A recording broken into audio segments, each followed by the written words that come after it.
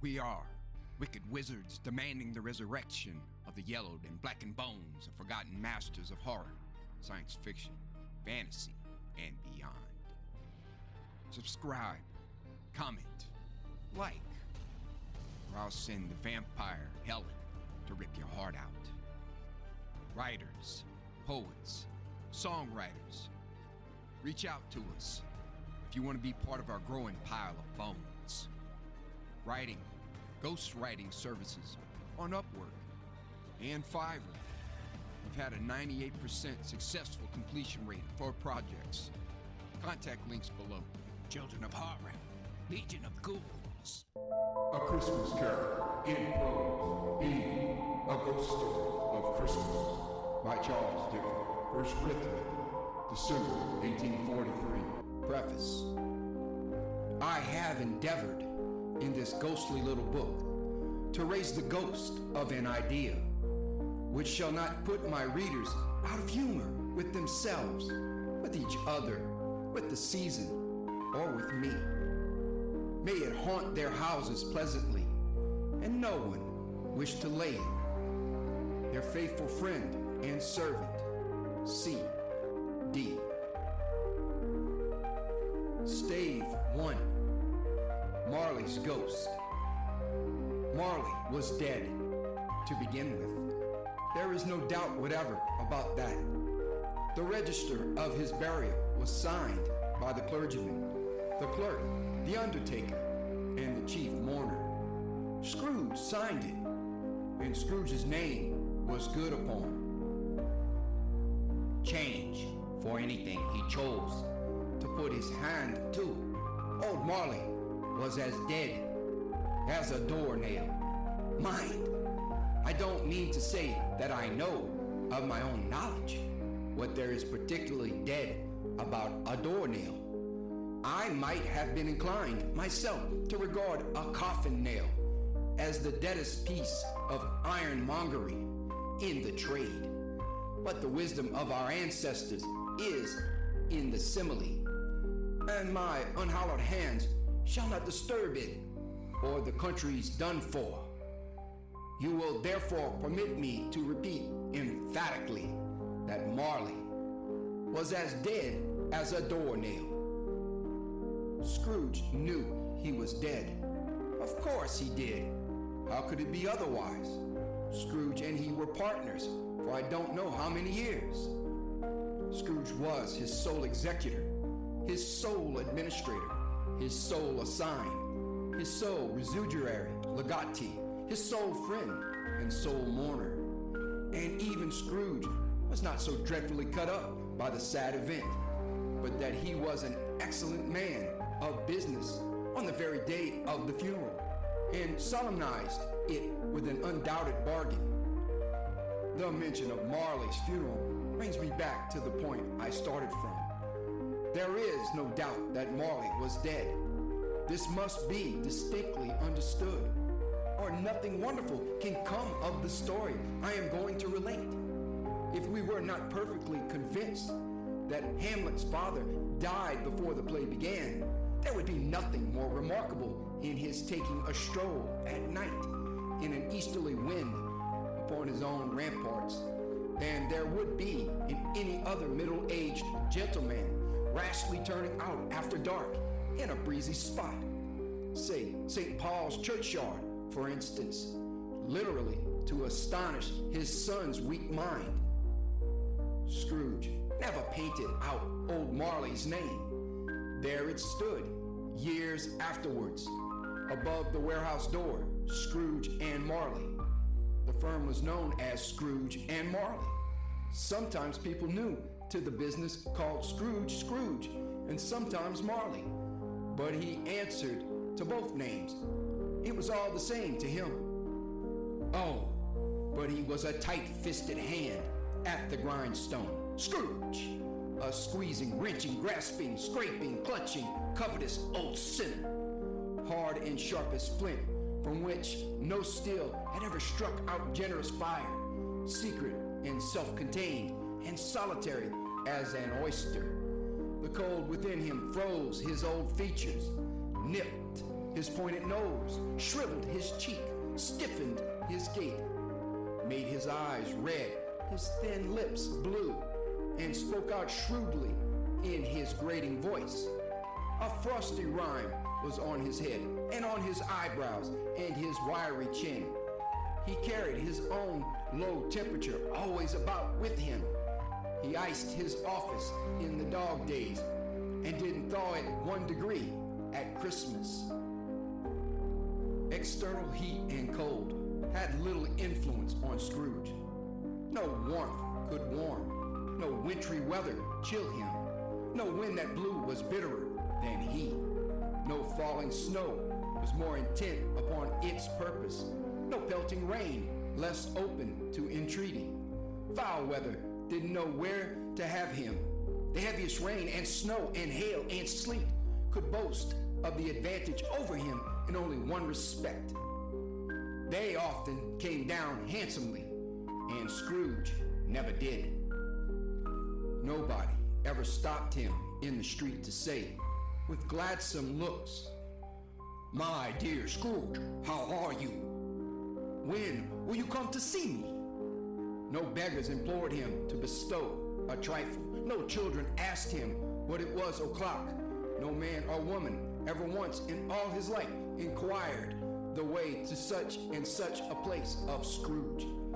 Even the blind men's dogs appeared to know him, and when they saw him coming on, would tug their owners into doorways and up courts, and then would wag their tails as though they said, "No eye at all is better than an evil eye, dark master." But what did Scrooge care? It was the very thing he liked, to edge his way along the crowded paths of life, warning all human sympathy to keep its distance, was what the knowing ones called nuts to Scrooge. Once upon a time, of all the good days in the year, on Christmas Eve, old Scrooge sat busy in his counting house. It was cold, bleak, biting weather, foggy withal, and he could hear the people in the court outside go wheezing up and down, beating their hands upon their breasts and stamping their feet upon the pavement stones to warm them. The city clocks had only just gone 3, but it was quite dark already.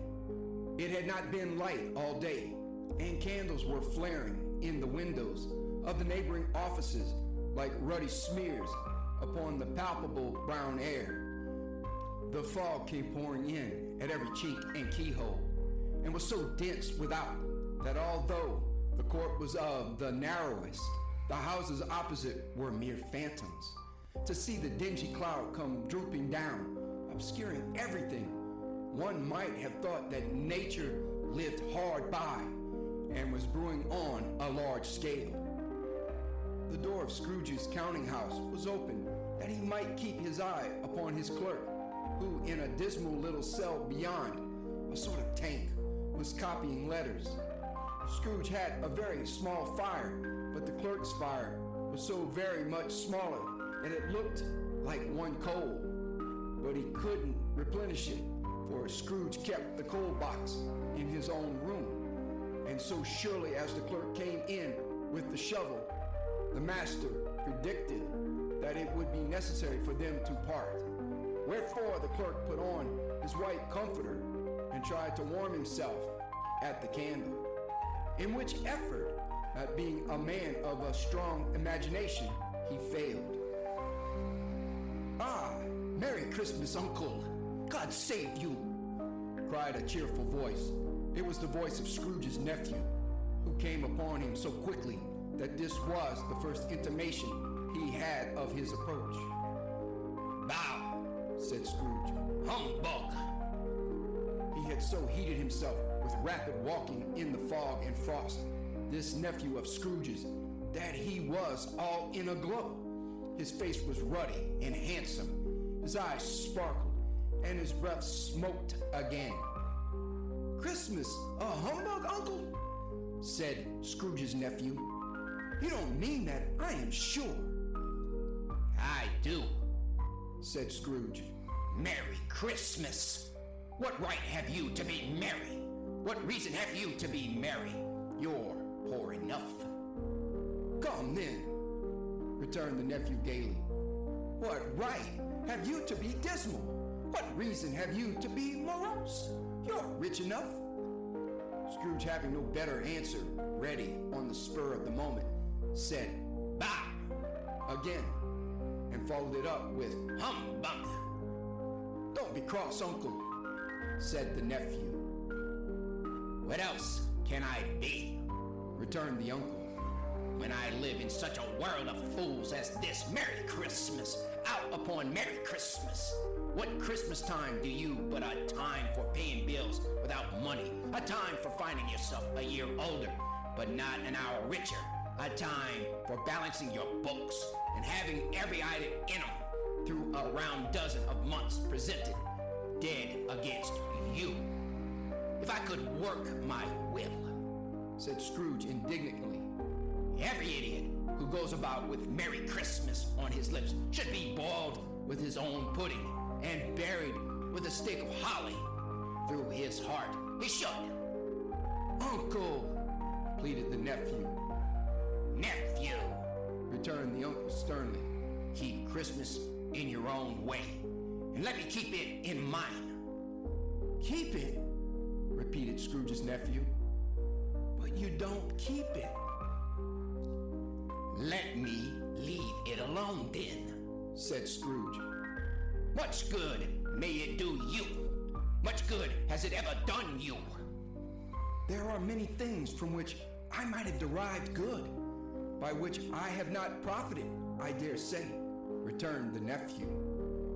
Christmas among the rest, but I am sure I have always thought of Christmas time when it has come round, apart from the veneration due to its sacred name and origin, if anything belonging to it can be apart from that, as a good time, a kind, forgiving, charitable, pleasant time.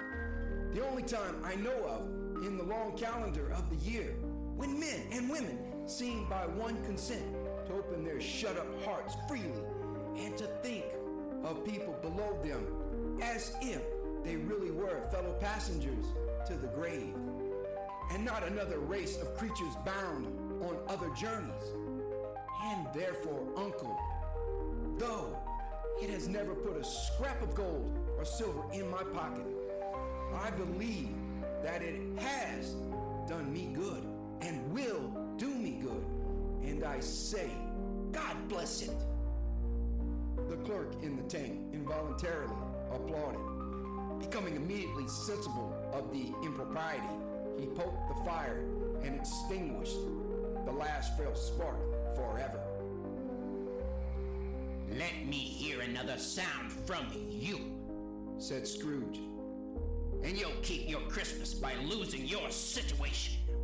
You're quite a powerful speaker, sir, he added, turning to his nephew. I wonder you don't go into Parliament.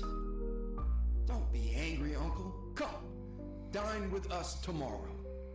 Scrooge said that he would see him. Yes, indeed he did. He went the whole length of the expression and said that he would see him in that extremity first. But why? Cried Scrooge's nephew. Why? Why did you get married? Said Scrooge. Because I fell in love. Because you fell in love, growled Scrooge, as if that were the only thing in the world more ridiculous than a Merry Christmas. Good afternoon. Nay, Uncle, but you never came to see me before that happened. Why give it as a reason for not coming now? Good afternoon, said Scrooge. I want nothing from you. I ask nothing of you. Why cannot we be friends? Good afternoon, said Scrooge. I am sorry with all my heart to find you so resolute. We have never had any quarrel to which I have been a party, but I have made the trial in homage to Christmas, and I'll keep my Christmas humor to the last. So, a Merry Christmas, Uncle. afternoon, said Scrooge. And a Happy New Year, good afternoon, said Scrooge. His nephew left the room without an angry word. Notwithstanding, he stopped at the outer door to bestow the greetings of the season on the clerk, who, cold as he was warmer than Scrooge, for he returned them cordially. There's another fellow, muttered Scrooge, who overheard him. My clerk, with 15 shillings a week, and a wife and family, talking about a Merry Christmas. I retire to Bedlam. This lunatic, in letting Scrooge's nephew out, had let 2 other people in. They were portly gentlemen, pleasant to behold, and now stood with their hats off in Scrooge's office. They had books and papers in their hands and bowed to him. Scrooge on Marley's, I believe, said one of the gentlemen, referring to his list. Have I the pleasure of addressing Mr. Scrooge or Mr. Marley? Mr. Marley has been dead these 7 years, Scrooge replied. He died 7 years ago this very night. We have no doubt his liberality is well represented by his surviving partner, said the gentleman, presenting his credentials. It certainly was, for they had been 2 kindred spirits. At the ominous word liberality, Scrooge frowned and shook his head and handed the credentials back. At this festive season of the year, Mr. Scrooge, said the gentleman, taking up a pen, it is more than usually desirable that we should make some slight provision for the poor and destitute, who suffer greatly at the present time. Many thousands are in want of common necessaries.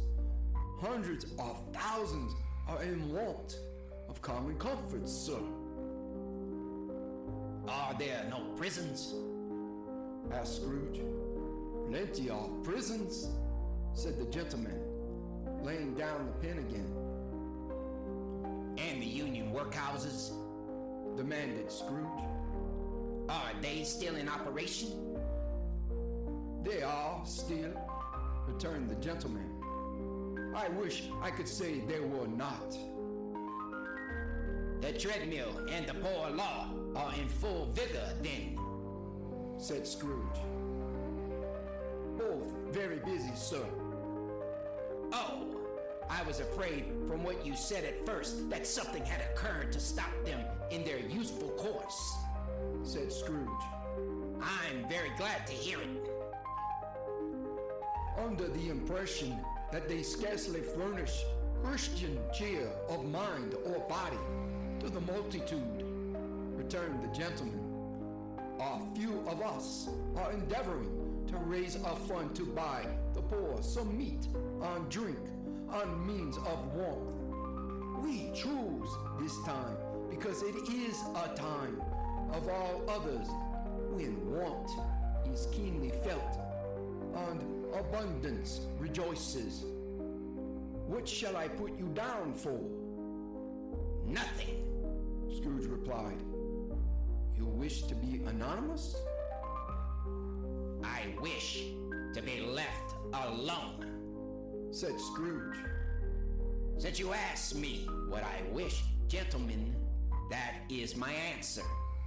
I don't make merry myself at Christmas, and I can't afford to make idle people merry. I help to support the establishments I have mentioned.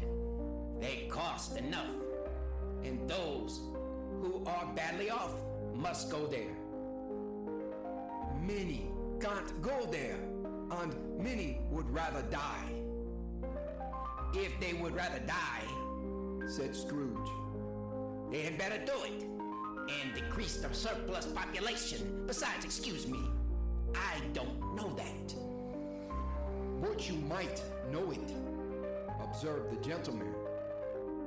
It's not my business, Scrooge returned.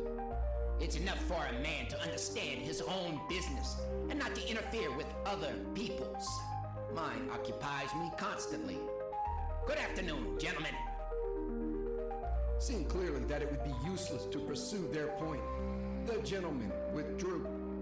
Scrooge resumed his labors with an improved opinion of himself and in a more facetious temper than was usual with him. Meanwhile, the fog and darkness thickened so that people ran about with flaring links, proffering their services to go before horses in carriages and conduct them on their way. The ancient tower of a church, whose gruff old bell was always peeping slyly down at Scrooge out of a Gothic window in the wall, became invisible and struck the hours and quarters in the clouds, with tremulous vibrations afterwards, as if its teeth were chattering in its frozen head up there.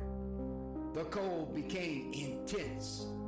In the main street, at the corner of the court, some laborers were repairing the gas pipes and had lighted a great fire in a brazier, round which a party of ragged men and boys were gathered, warming their hands and winking their eyes before the blaze in rapture. The water plug being left in solitude, its overflowing sullenly congealed and turned to misanthropic ice. The brightness of the shops, where holly sprigs and berries crackled in the lamp heat of the windows, made pale faces ruddy as they passed. Poulterers and grocers' trades became a splendid joke, a glorious pageant with which it was next to impossible to believe that such dull principles as bargain and sell had anything to do. The Lord Mayor in the stronghold of the mighty mansion house gave orders to his 50 cooks and butlers to keep Christmas as a Lord Mayor's household should, and even the little tailor, whom he had fined 5 shillings on the previous Monday for being drunk and bloodthirsty in the streets, stirred up tomorrow's pudding in his garret, while his lean wife and the baby sallied out to buy the beef. Foggier yet and colder, piercing, searching, biting cold, if the good Saint Dunstan had but nipped the evil spirit's nose with a touch of such weather as that, instead of using his familiar weapons, then indeed he would have roared to lusty purpose. The owner of one scant young nose, gnawed and mumbled by the hungry cold as bones are gnawed by dogs, stooped down at Scrooge's keyhole to regale him with a Christmas carol. But at the first sound of "God bless you, merry gentlemen, may nothing you dismay," Scrooge seized the ruler with such energy of action that the singer fled in terror, leaving the keyhole to the fog and even more congenial frost. At length the hour of shutting up the counting house arrived. With an ill will, Scrooge dismounted from his stool and tacitly admitted the fact to the expectant clerk in the tank, who instantly snuffed his candle out and put on his hat. "You'll want all day tomorrow, I suppose," said Scrooge. "If quite convenient, sir." "It's not convenient," said Scrooge. "and it's not fair. If I was to stop half a crown for it, you'd think yourself ill-used, I'll be bound." The clerk smiled faintly. "And yet," said Scrooge, "you don't think me ill-used when I pay a day's wages for no work." The clerk observed that it was only once a year. "A poor excuse for picking a man's pocket every 25th of December," said Scrooge, buttoning his great coat to the chin. "But I suppose you must have the whole day. Be here all the earlier next morning." The clerk promised that he would, and Scrooge walked out with a growl. The office was closed in a twinkling, and the clerk, with the long ends of his white comforter dangling below his waist, for he boasted no great coat, went down a slide on Cornhill at the end of a lane of boys 20 times in honor of its being Christmas Eve, and then ran home to Camden Town as hard as he could belt to play at Blindman's Buff.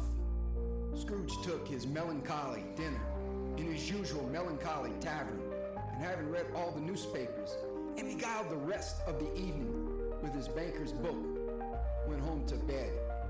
He lived in chambers which had once belonged to his deceased partner. They were a gloomy suite of rooms in a lowering pile of building up a yard where it had so little business to be that one could scarcely help fancying it must have run there when it was a young house playing at hide and seek with other houses and forgotten the way out again. It was old enough now and dreary enough, for nobody lived in it but Scrooge, the other rooms being all let out as offices. The yard was so dark that even Scrooge, who knew its every stone, was fain to grope with his hands. The fog and frost so hung about the black old gateway of the house that it seemed as if the genius of the weather sat in mournful meditation on the threshold. Now, it is a fact that there was nothing at all particular about the knocker on the door, except that it was very large. It is also a fact that Scrooge had seen it night and morning during his whole residence in that place. Also that Scrooge had as little of what is called fancy about him as any man in the city of London, even including, which is a bold word, the corporation, aldermen, and livery. Let it also be borne in mind that Scrooge had not bestowed one thought on Marley since his last mention of his 7 years dead partner that afternoon. And then let any man explain to me, if he can, how it happened that Scrooge, having his key in the lock of the door, saw in the knocker, without its undergoing any intermediate process of change, not a knocker, but Marley's face. Marley's face. It was not in impenetrable shadow as the other objects in the yard were, but had a dismal light about it, like a bad lobster in a dark cellar. It was not angry or ferocious, but looked at Scrooge as Marley used to look, with ghostly spectacles turned up on its ghostly forehead. The hair was curiously stirred, as if by breath or hot air, and though the eyes were wide open, they were perfectly motionless.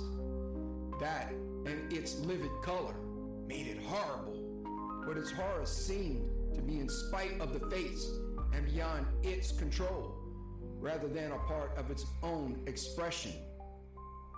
As Scrooge looked fixedly at this phenomenon, it was a knocker again.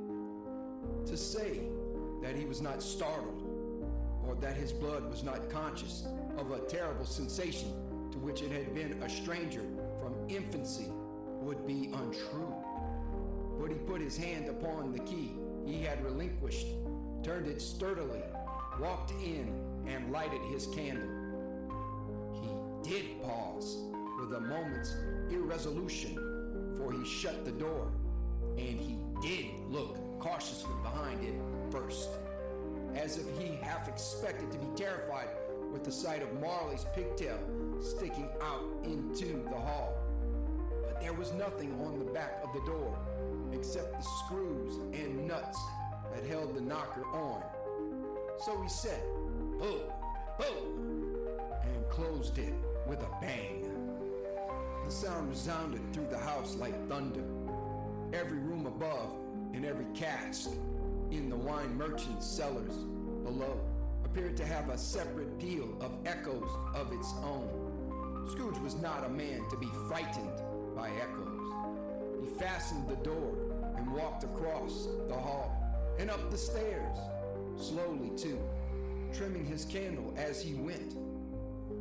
You may talk vaguely about driving a coach and six up a good old flight of stairs, or through a bad young act of parliament.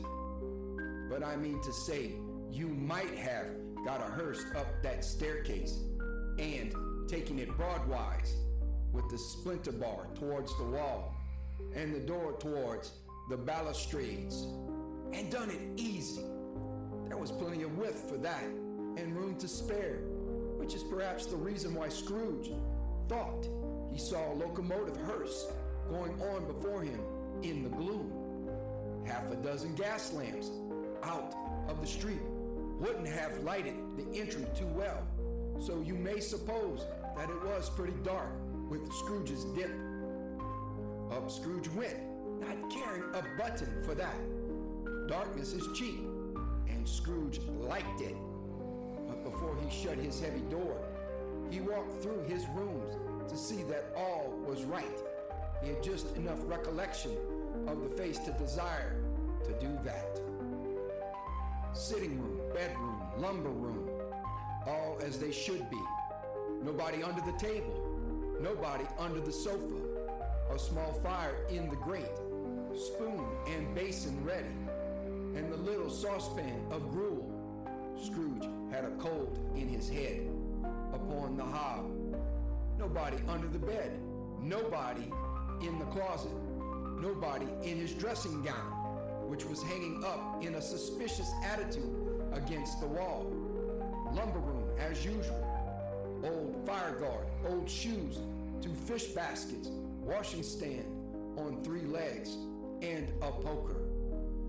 Quite satisfied, he closed his door and locked himself in, double locked himself in, which was not his custom. Thus secured against surprise, he took off his cravat, put on his dressing gown and slippers and his nightcap, and sat down before the fire to take his gruel. It was a very low fire indeed. Nothing on such a bitter night. He was obliged to sit close to it and brood over it before he could extract the least sensation of warmth from such a handful of fuel. The fireplace was an old one, built by some Dutch merchant long ago, and paved all round with quaint Dutch tiles, designed to illustrate the scriptures. There were Cains and Abels, Pharaoh's daughters, queens of Sheba, angelic messengers descending through the air on clouds like feather beds, Abraham's, Belshazzar's, apostles putting off to sea in butter boats, hundreds of figures to attract his thoughts. And yet, that face of Marley, 7 years dead, came like the ancient prophet's rod and swallowed up the whole. If each smooth tile had been a blank at first, with power to shape some picture on its surface from the disjointed fragments of his thoughts, there would have been a copy of old Marley's head on every one. Humbug, said Scrooge, and walked across the room. After several turns, he sat down again. As he threw his head back in the chair, his glance happened to rest upon a bell, a disused bell that hung in the room and communicated, for some purpose now forgotten, with the chamber in the highest story of the building. It was with great astonishment and with a strange, inexplicable dread that as he looked, he saw this bell begin to swing. It swung so softly in the outset that it scarcely made a sound, but soon it rang out loudly, and so did every bell in the house. This might have lasted half a minute or a minute, but it seemed an hour. The bells ceased as they had begun together. They were succeeded by a clanking noise deep down below, as if some person were dragging a heavy chain over the cask in the wine merchant's cellar. Scrooge then remembered to have heard that ghosts in haunted houses were described as dragging chains. The cellar door flew open with a booming sound, and then he heard the noise much louder on the floors below, then coming up the stairs, then coming straight towards his door. it's humbug still, said Scrooge. I won't believe it. His color changed, though, when, without a pause. He came on through the heavy door and passed into the room before his eyes. Upon its coming in, the dying flame leaped up as though it cried, "I know him, Marley's ghost," and fell again. The same face, the very same. Marley in his pigtail, usual waistcoat, tights, and boots. The tassels on the latter bristling like his pigtail and his coat skirts, and the hair upon his head. The chain he drew was clasped about his middle. It was long and wound about him like a tail, and it was made, for Scrooge observed it closely, of cash boxes, keys, padlocks, ledgers, deeds, and heavy purses wrought in steel. His body was transparent, so that Scrooge, observing him and looking through his waistcoat, could see the two buttons on his coat behind. Scrooge had often heard it said that Marley had no bowels, but he had never believed it until now. No, nor did he believe it even now.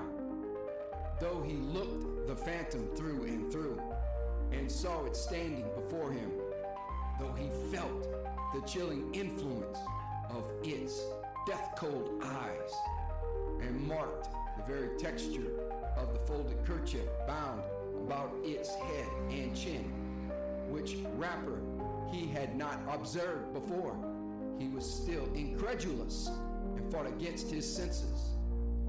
"How now?" said Scrooge, caustic and cold as ever. "What do you want with me?" "Much." Marley's voice, no doubt about it. "Who are you?" "Ask me who I was." "Who were you then?" said Scrooge, raising his voice. "You're particular for a shade." He was going to say to a shade, but substituted this as more appropriate. "In life, I was your partner, Jacob Marley." Can you sit down?" asked Scrooge, looking doubtfully at him. "I can." "Do it then." Scrooge asked the question because he didn't know whether a ghost so transparent might find himself in a condition to take a chair, and felt that in the event of its being impossible, it might involve the necessity of an embarrassing explanation. But the ghost sat down on the opposite side of the fireplace, as if he were quite used to it. "You don't believe in me," observed the ghost. "I don't," said Scrooge. "What evidence would you have of my reality beyond that of your senses?" "I don't know," said Scrooge. "Why do you doubt your senses?" "Because," said Scrooge, "a little thing affects them. A slight disorder of the stomach makes them cheats. You may be an undigested bit of beef, a blot of mustard, a crumb of cheese, a fragment of an underdone potato. There's more of gravy than of grave about you, whatever you are." Scrooge was not much in the habit of cracking jokes, nor did he feel in his heart by any means waggish then. The truth is that he tried to be smart as a means of distracting his own attention and keeping down his terror, for the specter's voice disturbed the very marrow in his bones. To sit staring at those fixed, glazed eyes in silence for a moment would play, Scrooge felt, the very deuce with him. There was something very awful, too, in the specter's being provided with an infernal atmosphere of its own. Scrooge could not feel it himself, but this was clearly the case. For though the ghost sat perfectly motionless, its hair and skirts and tassels were still agitated as by the hot vapor from an oven. You see this toothpick? Said Scrooge, returning quickly to the charge, for the reason just assigned, and wishing, though it were only for a second, to divert the vision's stony gaze from himself. I do, replied the ghost. You are not looking at it, said Scrooge. but I see it, said the ghost. notwithstanding. Well, returned Scrooge, I have but to swallow this and be, for the rest of my days, persecuted by a legion of goblins, all of my own creation. Humbug, I tell you, humbug. At this the spirit raised a frightful cry and shook its chain with such a dismal and appalling noise that Scrooge held on tight to his chair to save himself from falling in a swoon. But how much greater was his horror when the phantom, taking off the bandage round its head as if it were too warm to wear indoors, its lower jaw dropped down upon its breast. Scrooge fell upon his knees and clasped his hands before his face. Mercy, he said, dreadful apparition, why do you trouble me? "Man of the worldly mind," replied the ghost, Do you believe in me or not? I do, said Scrooge. I must. But why do spirits walk the earth, and why do they come to me? "It is required of every man," the ghost returned, "that the spirit within him should walk abroad among his fellow men, and travel far and wide. And if that spirit goes not forth in life, it is condemned to do so after death. It is doomed to wander through the world. Oh, woe is me! And witness what it cannot share, but might have shared on earth, and turned to happiness." Again the specter raised a cry, and shook its chain, and wrung its shadowy hands. You are fettered, said Scrooge, trembling. tell me why. "I wear the chain I forged in life," replied the ghost. "I made it link by link, and yard by yard. I girded it on of my own free will, and of my own free will I wore it. Is its pattern strange to you?" Scrooge trembled more and more. "Or would you know," pursued the ghost, "the weight and length of the strong coil you bear yourself? It was full as heavy and as long as this 7 Christmas Eves ago. You have labored on it since. It is a ponderous chain." Scrooge glanced about him on the floor in the expectation of finding himself surrounded by some 50 or 60 fathoms of iron cable, but he could see nothing. Jacob, he said imploringly. oh Jacob Marley, tell me more. Speak comfort to me, Jacob. "I have none to give," the ghost replied. "It comes from other regions, Ebenezer Scrooge, and is conveyed by other ministers to other kinds of men. Nor can I tell you what I would. Very little more is all permitted to me. I cannot rest. I cannot stay. I cannot linger anywhere. My spirit never walked beyond our counting house. Mark me. In life, my spirit never roved beyond the narrow limits of our money-changing hold. and weary journeys lie before me. It was a habit with Scrooge, whenever he became thoughtful, to put his hands in his breeches pockets. Pondering on what the ghost had said, he did so now, but without lifting up his eyes or getting off his knees. You must have been very slow about it, Jacob, Scrooge observed in a businesslike manner, though with humility and deference. Slow? The ghost repeated. 7 years dead, mused Scrooge.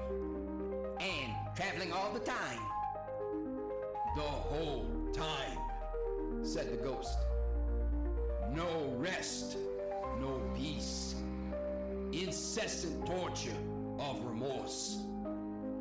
You travel fast? Said Scrooge. On the wings of the wind, replied the ghost. You might have got over a great quantity of ground in 7 years, said Scrooge. The ghost, on hearing this, set up another cry and clanked its chain so hideously in the dead silence of the night that the ward would have been justified in indicting it for a nuisance. Oh, captive, bound, and double ironed, cried the phantom, not to know that ages of incessant labor by immortal creatures for this earth must pass into eternity before the good of which it is susceptible is all developed. Not to know that any Christian spirit working kindly in its little sphere, whatever it may be, will find its mortal life too short for its vast means of usefulness. Not to know that no space of regret can make amends for one life's opportunity misused. Yet such was I. Oh, such was I. but you were always a good man of business, Jacob, faltered Scrooge, who now began to apply this to himself. Business? Cried the ghost, wringing its hands again.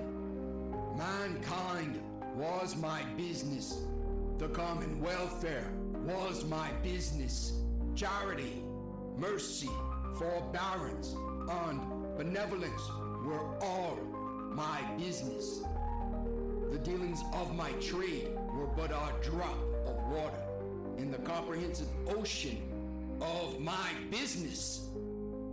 It held up its chain at arm's length, as if that were the cause of all its unveiling grief, and flung it heavily upon the ground again. At this time of the rolling year, the specter said, I suffer most. Why did I walk through crowds of fellow beings with my eyes turned down, and never raise them to that blessed star which led the wise men to a poor abode? Were there no poor homes to which its light would have conducted me? Scrooge was very much dismayed to hear the specter going on at this rate, and began to quake exceedingly. Hear me, cried the ghost. My time is nearly gone. I will, said Scrooge. but don't be hard upon me. Don't be flowery, Jacob, pray. How it is that I appear before you in a shape that you can't see, I may not tell. I have sat invisible beside you many and many a day. It was not an agreeable idea. Scrooge shivered and wiped perspiration from his brow. That is no light part of my penance, pursued the ghost. I am here tonight to warn you that you have yet a chance and hope of escaping my fate. A chance and hope of my procuring Ebenezer. You were always a good friend to me, said Scrooge. thank ye. You will be haunted, resumed the ghost, by 3 spirits. Scrooge's countenance fell almost as low as the ghost had done.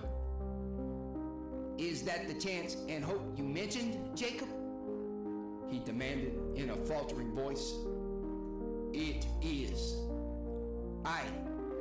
I think I'd rather not, said Scrooge. without their visits, Said the ghost. you cannot hope to shun the path I tread. Expect the first tomorrow when the bell tolls 1. Couldn't I take 'em all at once and have it over, Jacob? Hinted Scrooge. Expect the second on the next night at the same hour. The third upon the next night when the last stroke of 12 has ceased to vibrate. Look to see me no more, and look that for your own sake you remember what has passed between us. When it had said these words, the specter took its wrapper from the table and bound it round its head as before.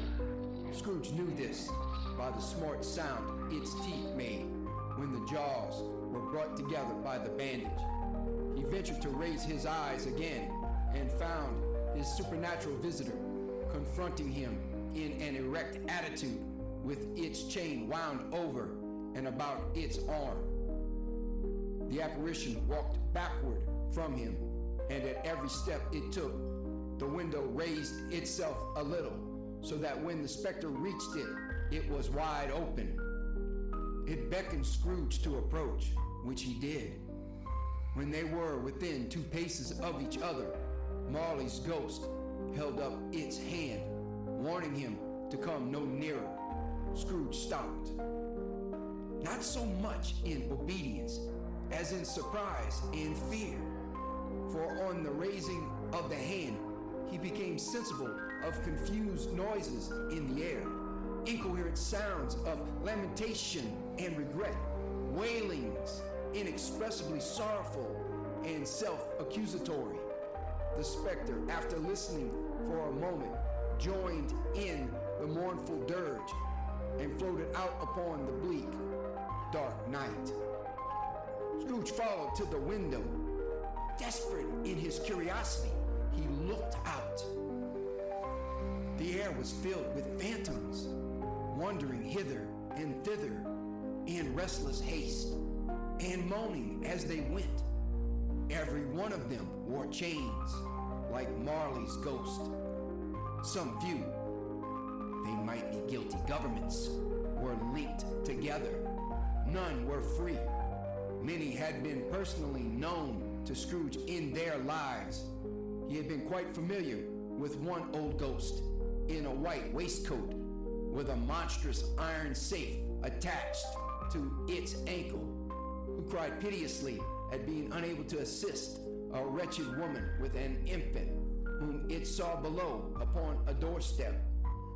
The misery with them all was, clearly, that they sought to interfere for good in human matters and had lost the power forever. Whether these creatures faded into mist or mist enshrouded them, he could not tell.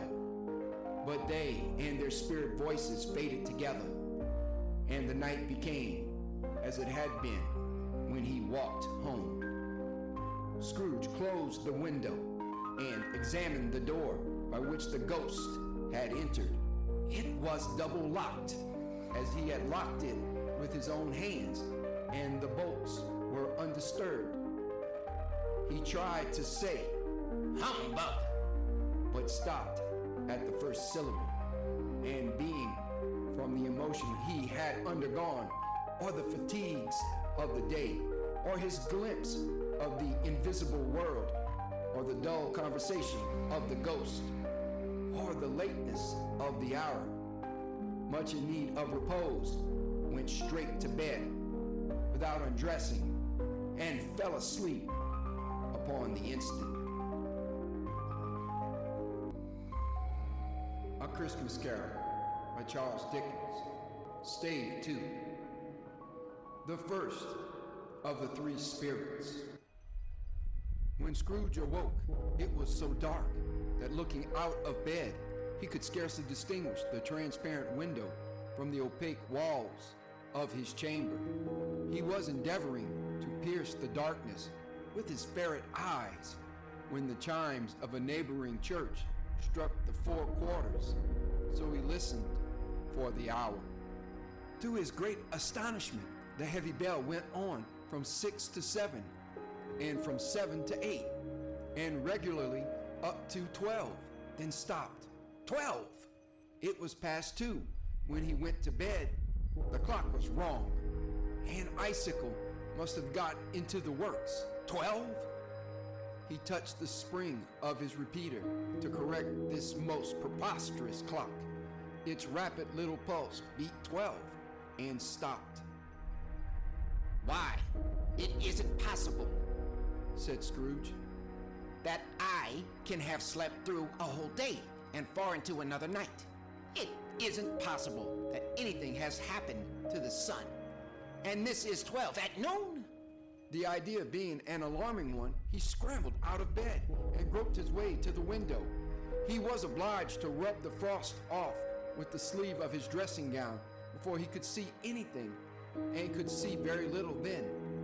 All he could make out was that it was still very foggy and extremely cold, and that there was no noise of people running to and fro and making a great stir, as there unquestionably would have been if night had beaten off bright day and taken possession of the world.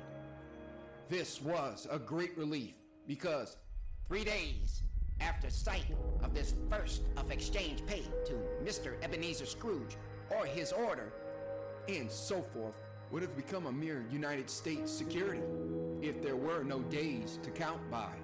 Scrooge went to bed again and thought and thought and thought it over and over and over, and could make nothing of it.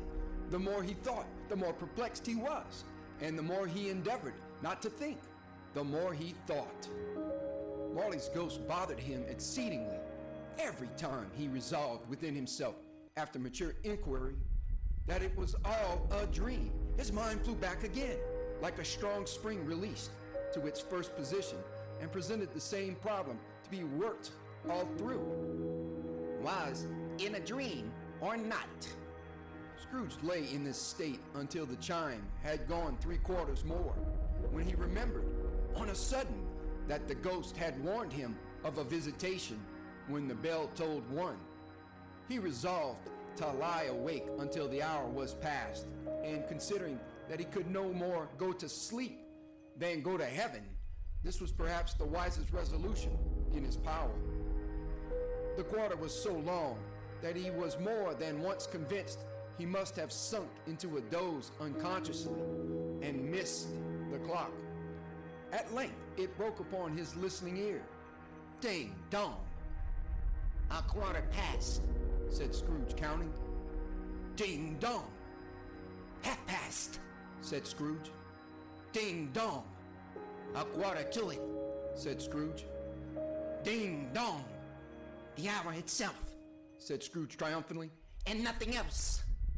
He spoke before the hour bell sounded, which it now did with a deep, dull, hollow melancholy. 1. Light flashed up in the room upon the instant, and the curtains of his bed were drawn. The curtains of his bed were drawn aside, I tell you, by a hand. Not the curtains at his feet, nor the curtains at his back, but those to which his face was addressed. The curtains of his bed were drawn aside, and Scrooge, starting up into a half-recumbent attitude, found himself face to face with the unearthly visitor who drew them, as close to it as I am now to you, and I am standing in the spirit at your elbow. It was a strange figure, like a child, yet not so like a child as like an old man, viewed through some supernatural medium, which gave him the appearance of having receded from the view and being diminished to a child's proportions. Its hair which hung about its neck and down its back, was white, as if with age, and yet the face had not a wrinkle in it, and the tenderest bloom was on the skin. The arms were very long and muscular, the hands the same, as if its hold were of uncommon strength. Its legs and feet, most delicately formed, were like those upper members, bare. It wore a tunic of the purest white, and round its waist was bound a lustrous belt, the sheen of which was beautiful. It held a branch of fresh green holly in its hand, and in singular contradiction of that wintry emblem, had its dress trimmed with summer flowers. But the strangest thing about it was that from the crown of its head there sprung a bright, clear jet of light, by which all this was visible, and which was doubtless the occasion of its using, in its duller moments, a great extinguisher for a cap, which it now held under its arm. Even this, though, when Scrooge looked at it with increasing steadiness, was not its strangest quality, for as its belt sparkled and glittered now in one part and now in another, and what was light one instant at another time was dark, so the figure itself fluctuated in its distinctness, being now a thing with one arm, now with one leg, now with 20 legs, now a pair of legs without a head, now a head without a body, of which dissolving parts no outline would be visible in the dense gloom wherein they melted away, and in the very wonder of this, it would be itself again, distinct and clear as ever. Are you the spirit, sir, whose coming was foretold to me? Asked Scrooge. I am. The voice was soft and gentle, singularly low, as if instead of being so close beside him, it were at a distance. Who and what are you? Scrooge demanded. I am the ghost of Christmas past. Long past? Inquired Scrooge, observant of its dwarfish stature. No, your past. Perhaps Scrooge could not have told anybody why, if anybody could have asked him, but he had a special desire to see the spirit in his cap, and begged him to be covered. What? Exclaimed the ghost. Would you so soon put out with worldly hands the light I give? Is it not enough that you are one of those whose passions made this cap and forced me through whole trains of years to wear it low upon my brow? Scrooge reverently disclaimed all intention to offend or any knowledge of having willfully bonneted the spirit at any period of his life. He then made bold to inquire what business brought him there. Your welfare, said the ghost. Scrooge expressed himself much obliged, but could not help thinking that a night of unbroken rest would have been more conducive to that end. The spirit must have heard him thinking, for it said immediately, Your reclamation, then. Take heed. It put out its strong hand as it spoke, and clasped him gently by the arm. Rise and walk with me. It would have been in vain for Scrooge to plead that the weather and the hour were not adapted to pedestrian purposes. That bed was warm, and the thermometer a long way below freezing. That he was clad but lightly in his slippers, dressing gown, and nightcap, and that he had a cold upon him at that time. The grasp, though gentle as a woman's hand, was not to be resisted.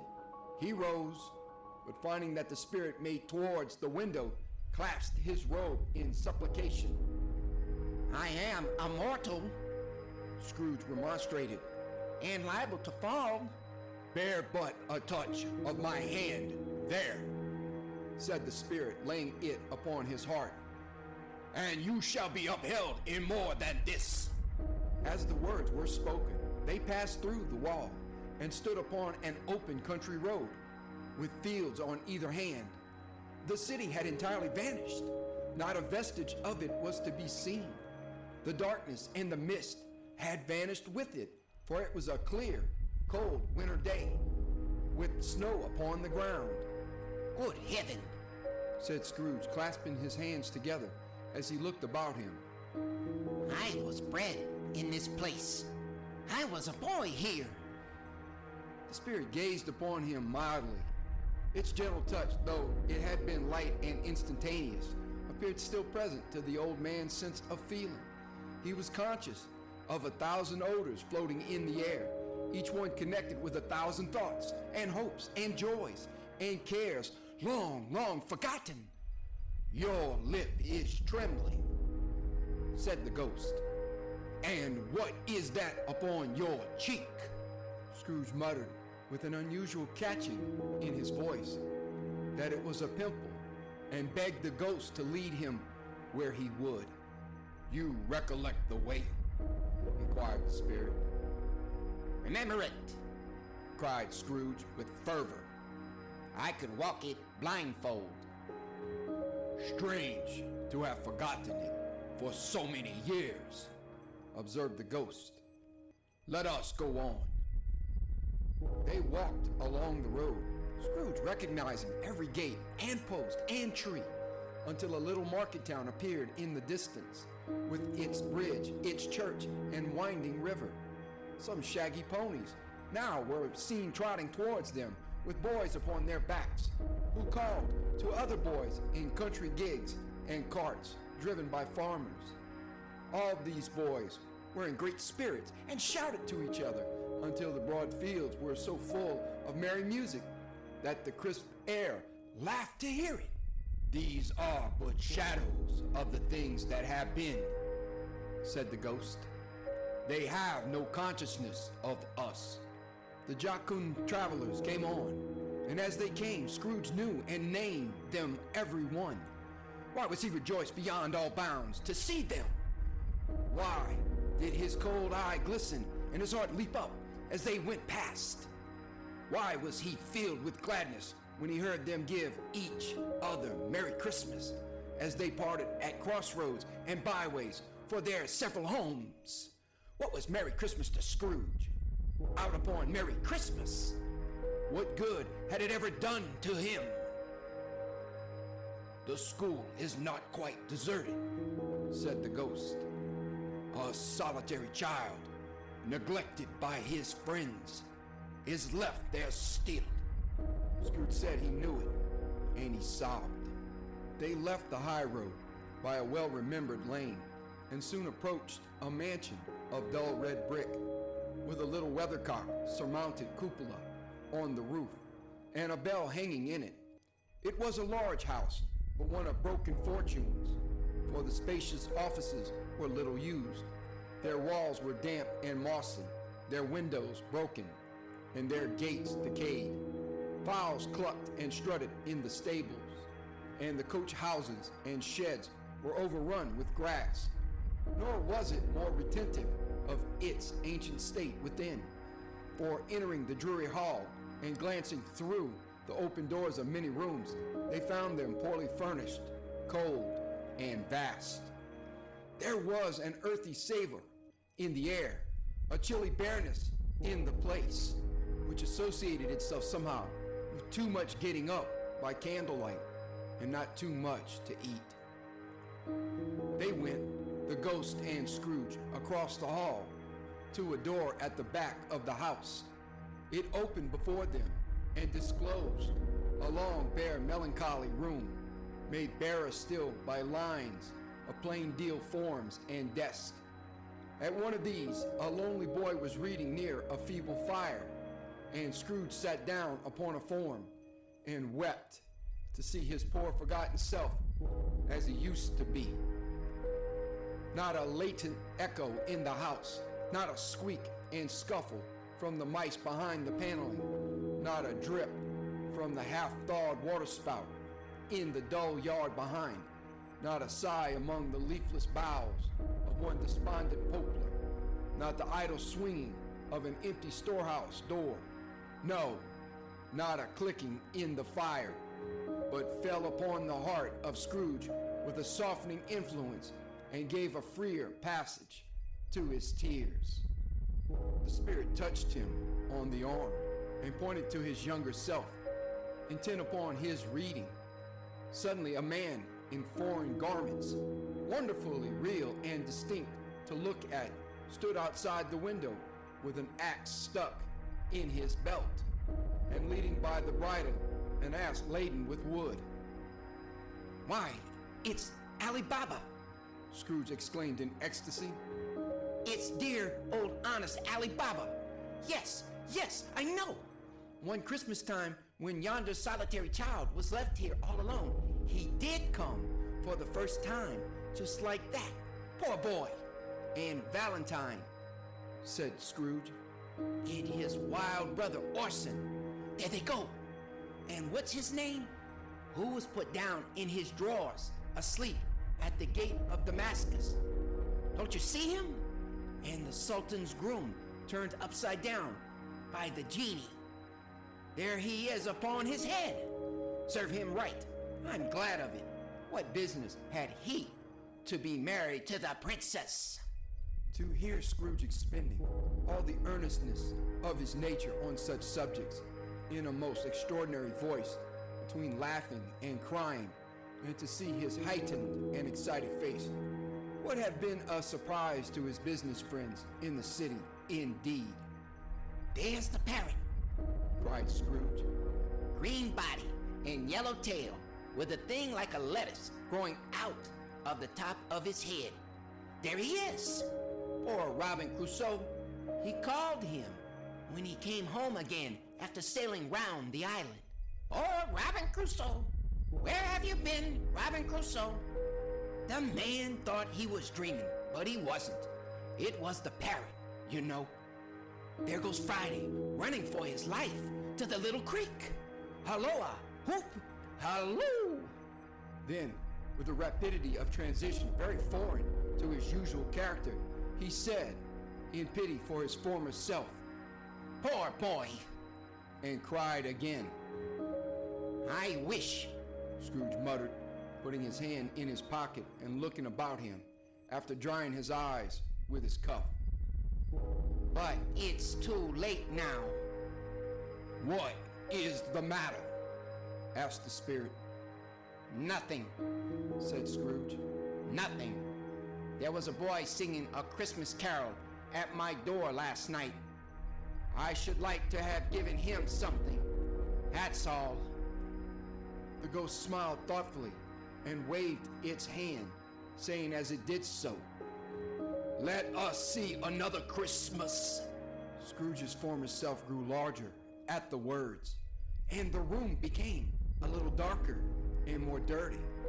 The panels shrunk, the windows cracked, fragments of plaster fell out of the ceiling, and the naked laughs were shown instead. But how all this was brought about, Scrooge knew no more than you do.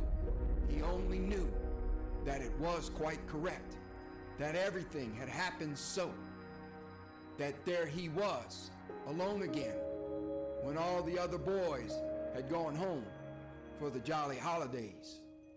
He was not reading now, but walking up and down despairingly. Scrooge looked at the ghost, and with a mournful shaking of his head, glanced anxiously towards the door. It opened, and a little girl much younger than the boy came darting in, and putting her arms about his neck and often kissing him, addressed him as her. Dear, dear brother, I have come to bring you home, dear brother, said the child, clapping her tiny hands and bending down to laugh. To bring you home, home, home. Home, little fan. Returned the boy. Yes, said the child, brimful of glee. Home for good and all.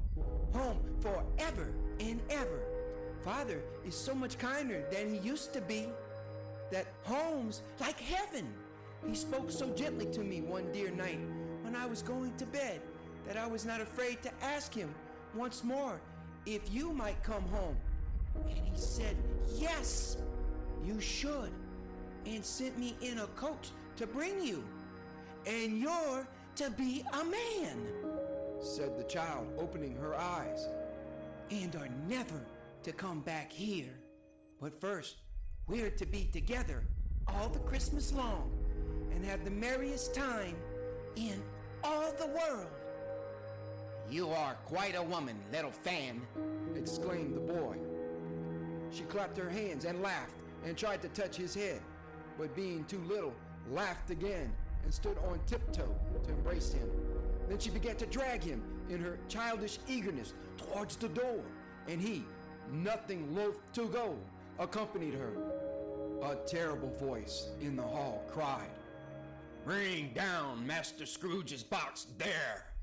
And in the hall appeared the schoolmaster himself, who glared on Master Scrooge with a ferocious condescension and threw him into a dreadful state of mind by shaking hands with him.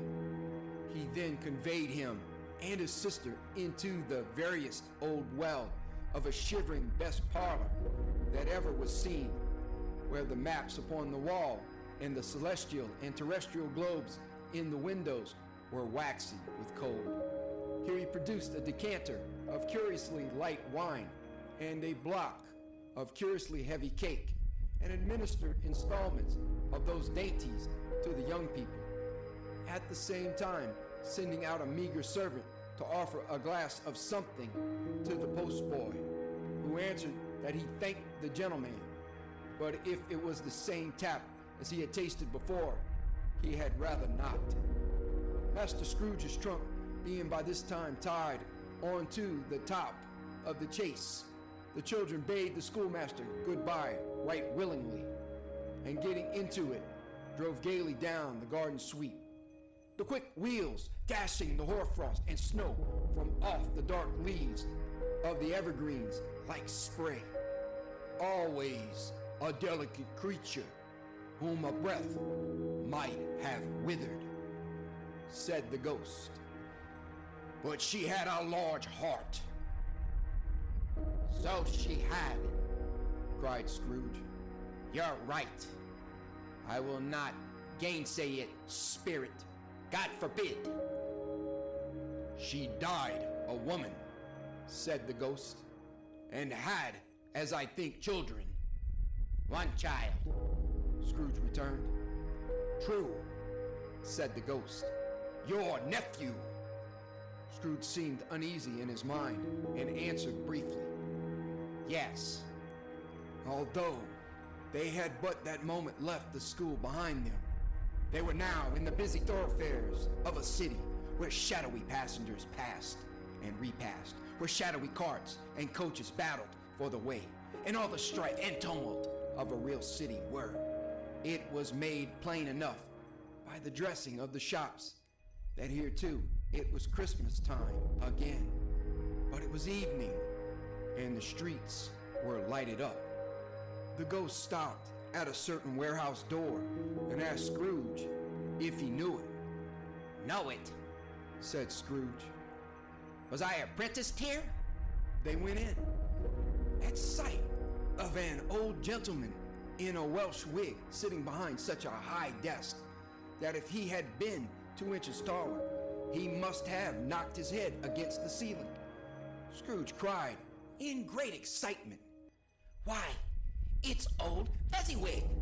Bless his heart, it's Fezziwig, alive again!" Old Fezziwig laid down his pen and looked up at the clock, which pointed to the hour of 7. He rubbed his hands, adjusted his capacious waistcoat, laughed all over himself, from his shoes to his organ of benevolence, and called out in a comfortable, oily, rich, fat, jovial voice, "Yo, ho, there, Ebenezer, Scrooge's former self, now grown a young man, came briskly in, accompanied by his fellow prentice. Dick Wilkins, to be sure, said Scrooge to the ghost. Bless me. Yes, there he is. He was very much attached to me, was Dick. Poor Dick. Dear, dear. Yo, ho, my boys, said Fezziwig. No more work tonight. Christmas Eve, Dick. Christmas, Ebenezer. Let's have the shutters up, cried old Fezziwig with a short clap of his hands. before a man can say Jack Robinson. You wouldn't believe how those two fellows went at it. They charged into the street with the shutters. 1, 2, 3. Had 'em up in their places. 4, 5, 6. Barred 'em and pinned 'em. 7, 8, 9. And came back before you could have got to 12, panting like racehorses. Hilly-ho! Cried old Fezziwig, skipping down from the high desk with wonderful agility. Clear away, my lads, and let's have lots of room here. Hilly-ho, Dick. Cheer up, Ebenezer. Clear away. There was nothing they wouldn't have cleared away or couldn't have cleared away with old Fezziwig looking on. It was done in a minute. Every movable was packed off as if it were dismissed from public life forevermore. The floor was swept and watered. The lamps were trimmed. Fuel was heaped upon the fire, and the warehouse was as snug and warm and dry and bright a ballroom as you would desire to see upon a winter's night. In came a fiddler with a music book and went up to the lofty desk and made an orchestra of it and tuned like 50 stomach aches. In came Mrs. Fezziwig, one vast substantial smile. In came the 3 Miss Fezziwigs, beaming and lovable. In came the 6 young followers, whose hearts they broke. In came all the young men and women employed in the business. In came the housemaid with her cousin, the baker. In came the cook with her brother's particular friend, the milkman. In came the boy from over the way, who was suspected of not having board enough from his master, trying to hide himself behind the girl from next door but one, who was proved to have had her ears pulled by her mistress. In they all came, one after another, some shyly, some boldly, some gracefully, some awkwardly, some pushing, some pulling. In they all came, anyhow and everyhow. Away they all went, 20 couple at once, hands half round and back again the other way, down the middle and up again, round and round in various stages of affectionate grouping. Old top couple always turning up in the wrong place, new top couple starting off again as soon as they got there. All top couples at last, and not a bottom one to help them. When this result was brought about, old Fezziwig, clapping his hands to stop the dance, cried out, Well done! And the fiddler plunged his hot face into a pot of porter, specially provided for that purpose. With scorning rest upon his reappearance, he instantly began again, though there were no dancers yet, as if the other fiddler had been carried home exhausted on a shutter, and he were a brand new man, resolved to beat him out of sight or perish. There were more dances, and there were forfeits, and more dances, and there was cake, and there was negus, and there was a great piece of cold roast, and there was a great piece of cold boiled, and there were mince pies and plenty of beer. But the great effect of the evening came after the roast and boiled, when the fiddler, an artful dog, mind, the sort of man who knew his business better than you or I could have told it him, struck up Sir Roger de Coverley. Then old Fezziwig stood out to dance with Mrs. Fezziwig, top couple too, with a good stiff piece of work cut out for them. 3 or 4 and 20 pair of partners, people who were not to be trifled with, people who would dance and had no notion of walking. But if they had been twice as many, 4 times, old Fezziwig would have been a match for them, and so would Mrs. Fezziwig. As to her, she was worthy to be his partner in every sense of the term. If that's not high praise, tell me higher, and I'll use it. A positive light appeared to issue from Fezziwig's calves. They shone in every part of the dance like moons. You couldn't have predicted at any given time what would have become of them next.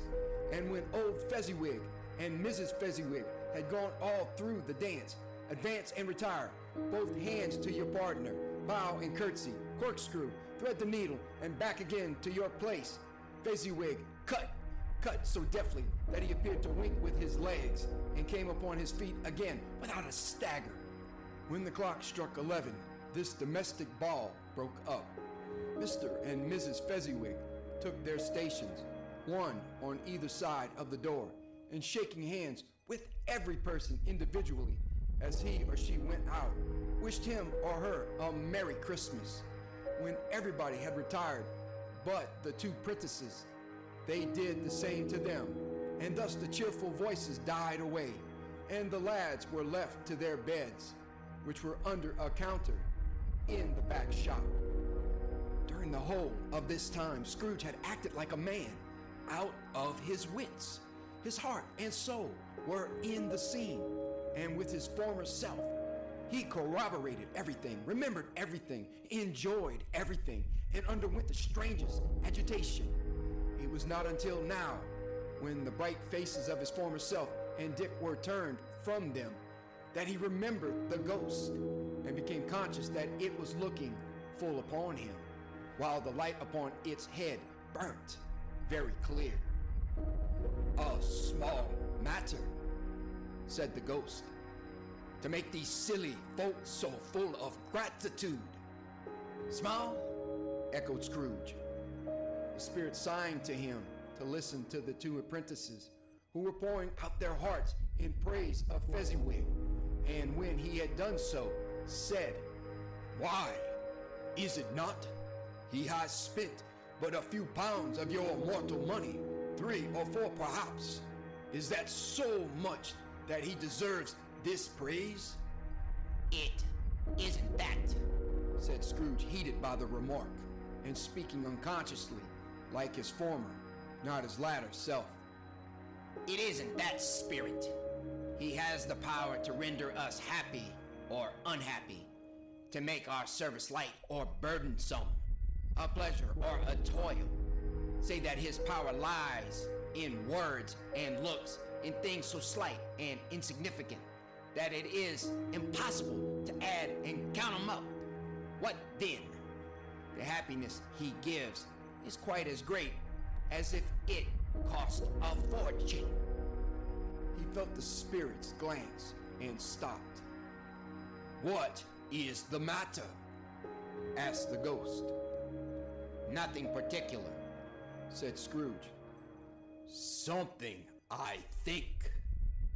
The ghost insisted. "No," said Scrooge. "No. I should like to be able to say a word or two to my clerk just now. That's all." His former self turned down the lamps as he gave utterance to the wish, and Scrooge and the ghost again stood side by side in the open air. "My time grows short," observed the spirit. "Quick!" This was not addressed to Scrooge or to anyone whom he could see, but it produced an immediate effect, for again Scrooge saw himself. He was older now, a man in the prime of life. His face had not the harsh and rigid lines of later years, but it had begun to wear the signs of care and avarice. There was an eager, greedy, restless motion in the eye, which showed the passion that had taken root and where the shadow of the growing tree would fall. He was not alone, but sat by the side of a fair young girl in a mourning dress, in whose eyes there were tears which sparkled in the light that shone out of the ghost of Christmas past. "It matters little," she said softly. "To you, very little. Another idol has displaced me, and if it can cheer and comfort you in time to come, as I would have tried to do, I have no just cause to grieve." "What idol has displaced you?" he rejoined. "A golden one." "This is the even-handed dealing of the world," he said. "There is nothing on which it is so hard as poverty, and there is nothing it professes to condemn with such severity as the pursuit of wealth." You fear the world too much. She answered gently. All your other hopes have merged into the hope of being beyond the chance of its sordid reproach. I have seen your nobler aspirations fall off, one by one, until the master passion, gain, engrosses you. Have I not? What then? He retorted. Even if I have grown so much wiser, what then? I am not changed towards you. She shook her head. Am I? Our contract is an old one. It was made when we were both poor and content to be so, until, in good season, we could improve our worldly fortune by our patient industry. You are changed. When it was made, you were another man. I was a boy, He said impatiently.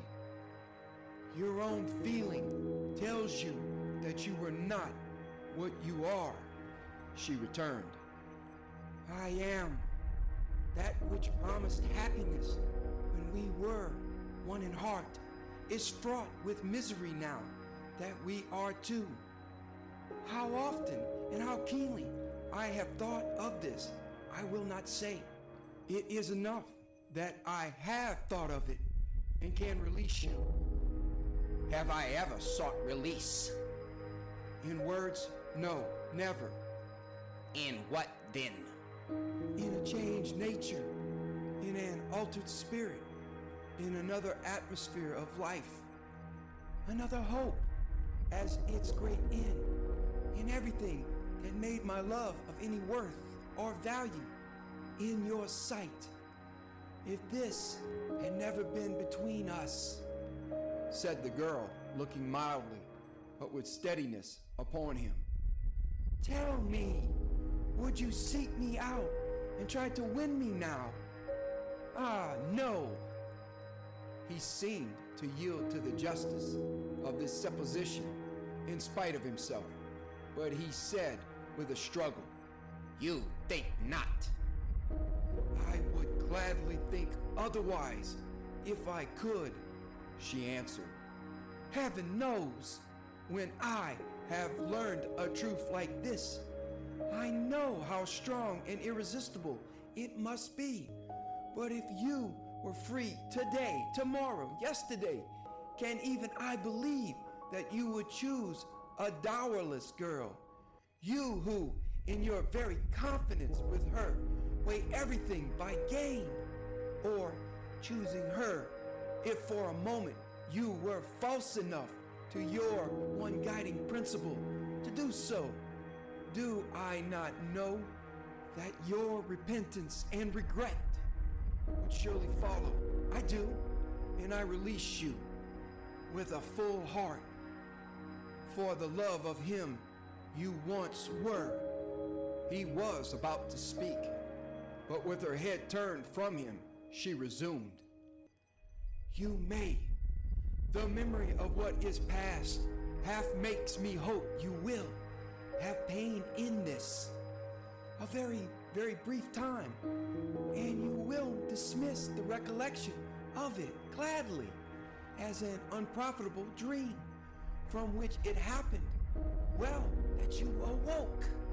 May you be happy in the life you have chosen. She left him and they parted. Spirit, said Scrooge. show me no more. Conduct me home. Why do you delight to torture me? One shadow more, exclaimed the ghost. No more. Cried Scrooge. No more. I don't wish to see it. Show me no more.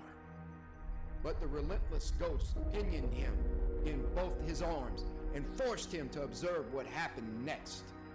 They were in another scene and place, a room not very large or handsome, but full of comfort. Near to the winter fire sat a beautiful young girl, so like that last that Scrooge believed it was the same, until he saw her now a comely matron, sitting opposite her daughter.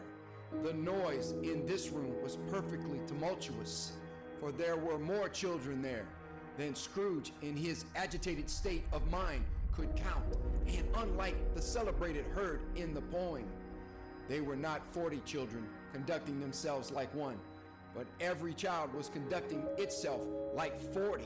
The consequences were uproarious beyond belief, but no one seemed to care. On the contrary, the mother and daughter laughed heartily and enjoyed it very much, and the latter, soon beginning to mingle in the sports, got pillaged by the young brigands most ruthlessly. What would I not have given to be one of them?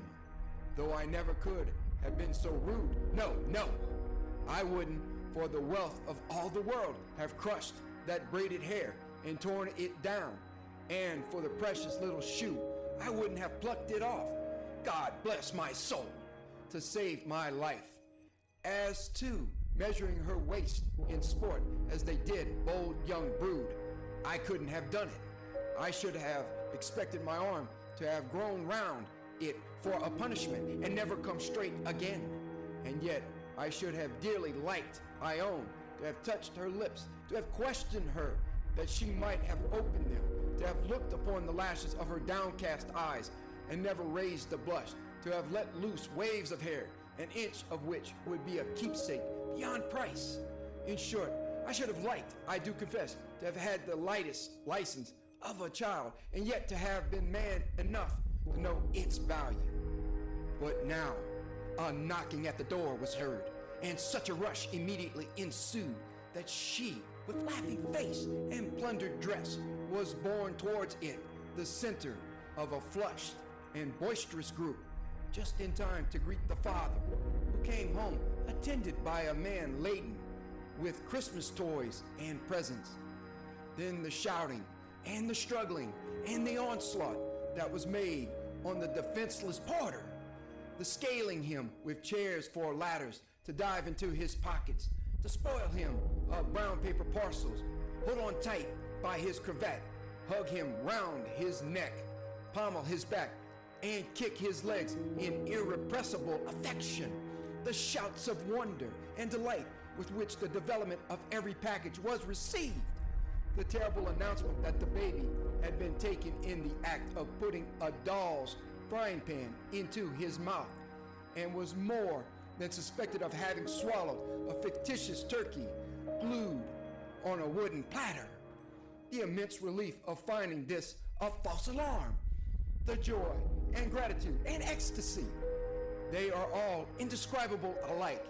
It is enough that by degrees the children and their emotions got out of the parlor, and by one stair at a time, up to the top of the house, where they went to bed, and so subsided. And now Scrooge looked on more attentively than ever, when the master of the house, having his daughter leaning fondly on him, sat down with her and her mother at his own fireside, and when he thought that such another creature, quite as graceful and as full of promise, might have called him father and been a springtime in the haggard winter of his life, his sight grew very dim indeed. "Well," said the husband, turning to his wife with a smile, "I saw an old friend of yours this afternoon." "Who was it?" "Yes." "How can I? Don't I know?" she asked in the same breath, laughing as he laughed. "Mr. Scrooge." "Mr. Scrooge it was. I passed his office window, and as it was not shut up, and he had a candle inside, I could scarcely help seeing him. His partner lies upon the point of death, I hear, and there he sat alone, quite alone in the world, I do believe." "Spirit," said Scrooge in a broken voice, "remove me from this place. I told you these were shadows of the things that have been," said the ghost. "That they are what they are. Do not blame me." "Remove me," Scrooge exclaimed. "I cannot bear it." He turned upon the ghost, and seeing that it looked upon him with a face in which, in some strange way, there were fragments of all the faces it had shown him, wrestled with it. "Leave me, take me back, haunt me no longer." In the struggle, if that can be called a struggle, in which the ghost, with no visible resistance on its own part, was undisturbed by any effort of its adversary, Scrooge observed that its light was burning high and bright, and dimly connecting that with its influence over him. He seized the extinguisher cap, and by a sudden action pressed it down upon its head. The spirit dropped beneath it, so that the extinguisher covered its whole form. But though Scrooge pressed it down with all his force, he could not hide the light which streamed from under it in an unbroken flood upon the ground. He was conscious of being exhausted and overcome by an irresistible drowsiness, and further, of being in his own bedroom. He gave the cap a parting squeeze, in which his hand relaxed, and had barely time to reel to bed before he sank into a heavy sleep.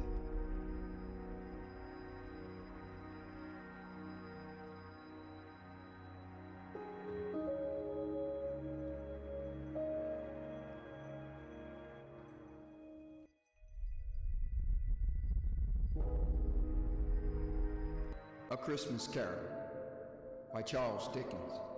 Stave 3. The second of the three spirits. Awaking in the middle of a prodigiously tough snore and sitting up in bed to get his thoughts together, Scrooge had no occasion to be told that the bell was again upon the stroke of 1. He felt that he was restored to consciousness in the right nick of time, for the especial purpose of holding a conference with the second messenger dispatched to him through Jacob Marley's intervention. But finding that he turned uncomfortably cold when he began to wonder which of his curtains the new specter would draw back, he put them every one aside with his own hands, and lying down again, established a sharp lookout all round the bed, for he wished to challenge the spirit on the moment of its appearance, and did not wish to be taken by surprise and made nervous. Gentlemen of the free and easy sort, who plume themselves on being acquainted with a move or two, and being usually equal to the time of day, expressed the wide range of their capacity for adventure by observing that they are good for anything from pitch and toss to manslaughter, between which opposite extremes, no doubt, there lies a tolerably wide and comprehensive range of subjects. Without venturing for Scrooge quite as heartily as this, I don't mind calling on you to believe that he was ready for a good broad field of strange appearances, and that nothing between a baby and rhinoceros would have astonished him very much. Now, being prepared for almost anything, he was not by any means prepared for nothing, and consequently, when the bell struck 1 and no shape appeared, he was taken with a violent fit of trembling. 5 minutes, 10 minutes, a quarter of an hour went by, yet nothing came. All this time he lay upon his bed, the very core and center of a blaze of ruddy light, which streamed upon it when the clock proclaimed the hour, and which, being only light, was more alarming than a dozen ghosts, as he was powerless to make out what it meant, or would be at, and was sometimes apprehensive that he might be, at that very moment, an interesting case of spontaneous combustion, without having the consolation of knowing it. At last, however, he began to think, as you or I would have thought at first, for it is always the person not in the predicament who knows what ought to have been done in it, and would unquestionably have done it too. At last, I say, he began to think that the source and secret of this ghostly light might be in the adjoining room, from whence, on further tracing it, it seemed to shine. This idea taking full possession of his mind, he got up softly and shuffled in his slippers to the door. The moment Scrooge's hand was on the lock, a strange voice called him by his name and bade him enter. He obeyed. It was his own room. There was no doubt about that, but it had undergone a surprising transformation. The walls and ceiling were so hung with living green that it looked a perfect grove, from every part of which bright gleaming berries glistened. The crisp leaves of holly, mistletoe, and ivy reflected back the light, as if so many little mirrors had been scattered there. And such a mighty blaze went roaring up the chimney as that dull petrification of a hearth had never known in Scrooge's time, or Marley's, or for many and many a winter season gone. Heaped up on the floor to form a kind of throne were turkeys, geese, game, poultry, brawn, great joints of meat, sucking pigs, long reefs of sausages, mince pies, plum puddings, barrels of oysters, red-hot chestnuts, cherry-cheeked apples, juicy oranges, luscious pears, immense 12th cakes, and seething bowls of punch that made the chamber dim with their delicious steam. In easy state upon this couch there sat a jolly giant, glorious to see, who bore a glowing torch in shape not unlike Plenty's horn, and held it up, high up, to shed its light on Scrooge as he came peeping round the door. "Come in," exclaimed the ghost. "Come in and know me better, man." Scrooge entered timidly and hung his head before this spirit. He was not the dogged Scrooge he had been, and though the spirit's eyes were clear and kind, he did not like to meet them. "I am the ghost of Christmas present," said the spirit.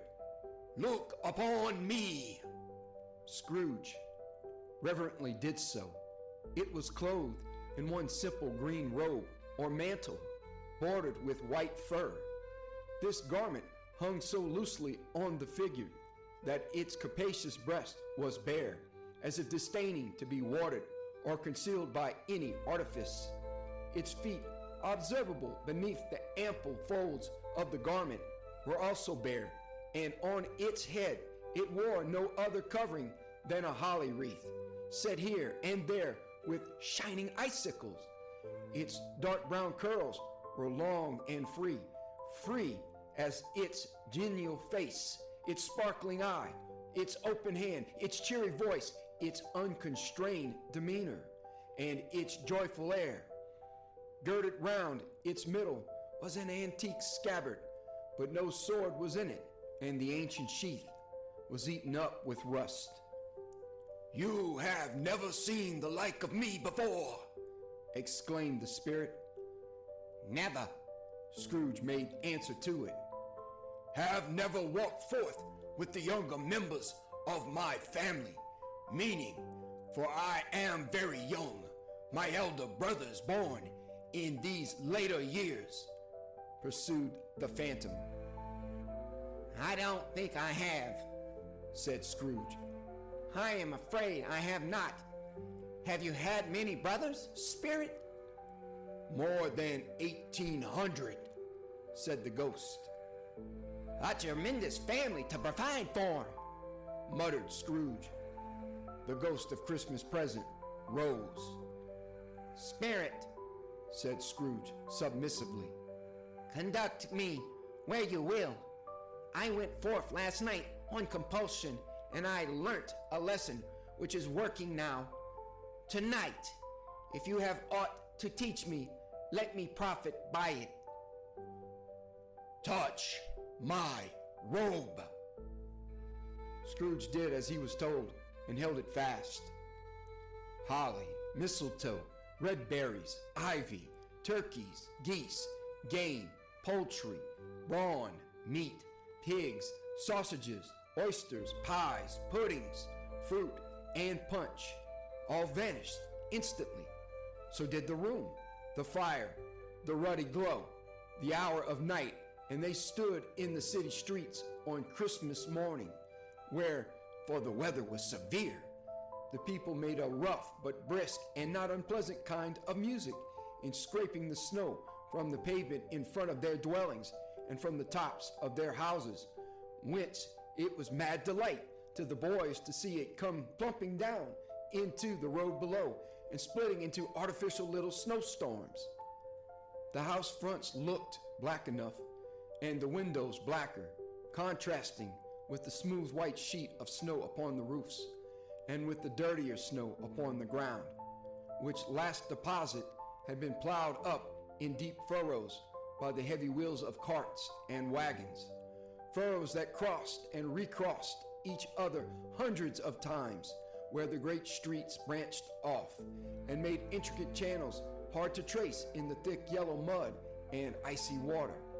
The sky was gloomy, and the shortest streets were choked up with a dingy mist, half thawed, half frozen, whose heavier particles descended in a shower of sooty atoms, as if all the chimneys in Great Britain had, by one consent, caught fire, and were blazing away to their dear hearts' content. There was nothing very cheerful in the climate or the town, and yet was there an air of cheerfulness abroad that the clearest summer air and brightest summer sun might have endeavored to diffuse in vain. For the people who were shoveling away on the housetops were jovial and full of glee, calling out to one another from the parapets, and now and then exchanging a facetious snowball, better-natured missile far than many a wordy jest, laughing heartily if it went right, and not less heartily if it went wrong. The poulterers' shops were still half open, and the fruiterers were radiant in their glory. There were great, round, pot-bellied baskets of chestnuts, shaped like the waistcoats of jolly old gentlemen, lolling at the doors and tumbling out into the street in their apoplectic opulence. There were ruddy, brown-faced, broad-girthed Spanish onions, shining in the fatness of their growth like Spanish friars, and winking from their shelves in wanton slyness at the girls as they went by, and glanced demurely at the hung-up mistletoe. There were pears and apples clustered high in blooming pyramids. There were bunches of grapes made in the shopkeeper's benevolence to dangle from conspicuous hooks, that people's mouths might water gratis as they passed. There were piles of filberts, mossy and brown, recalling in their fragrance ancient walks among the woods, and pleasant shufflings ankle-deep through withered leaves. There were Norfolk biffins, squat and swarthy, setting off the yellow of the oranges and lemons, and, in the great compactness of their juicy persons, urgently entreating and beseeching to be carried home in paper bags and eaten after dinner.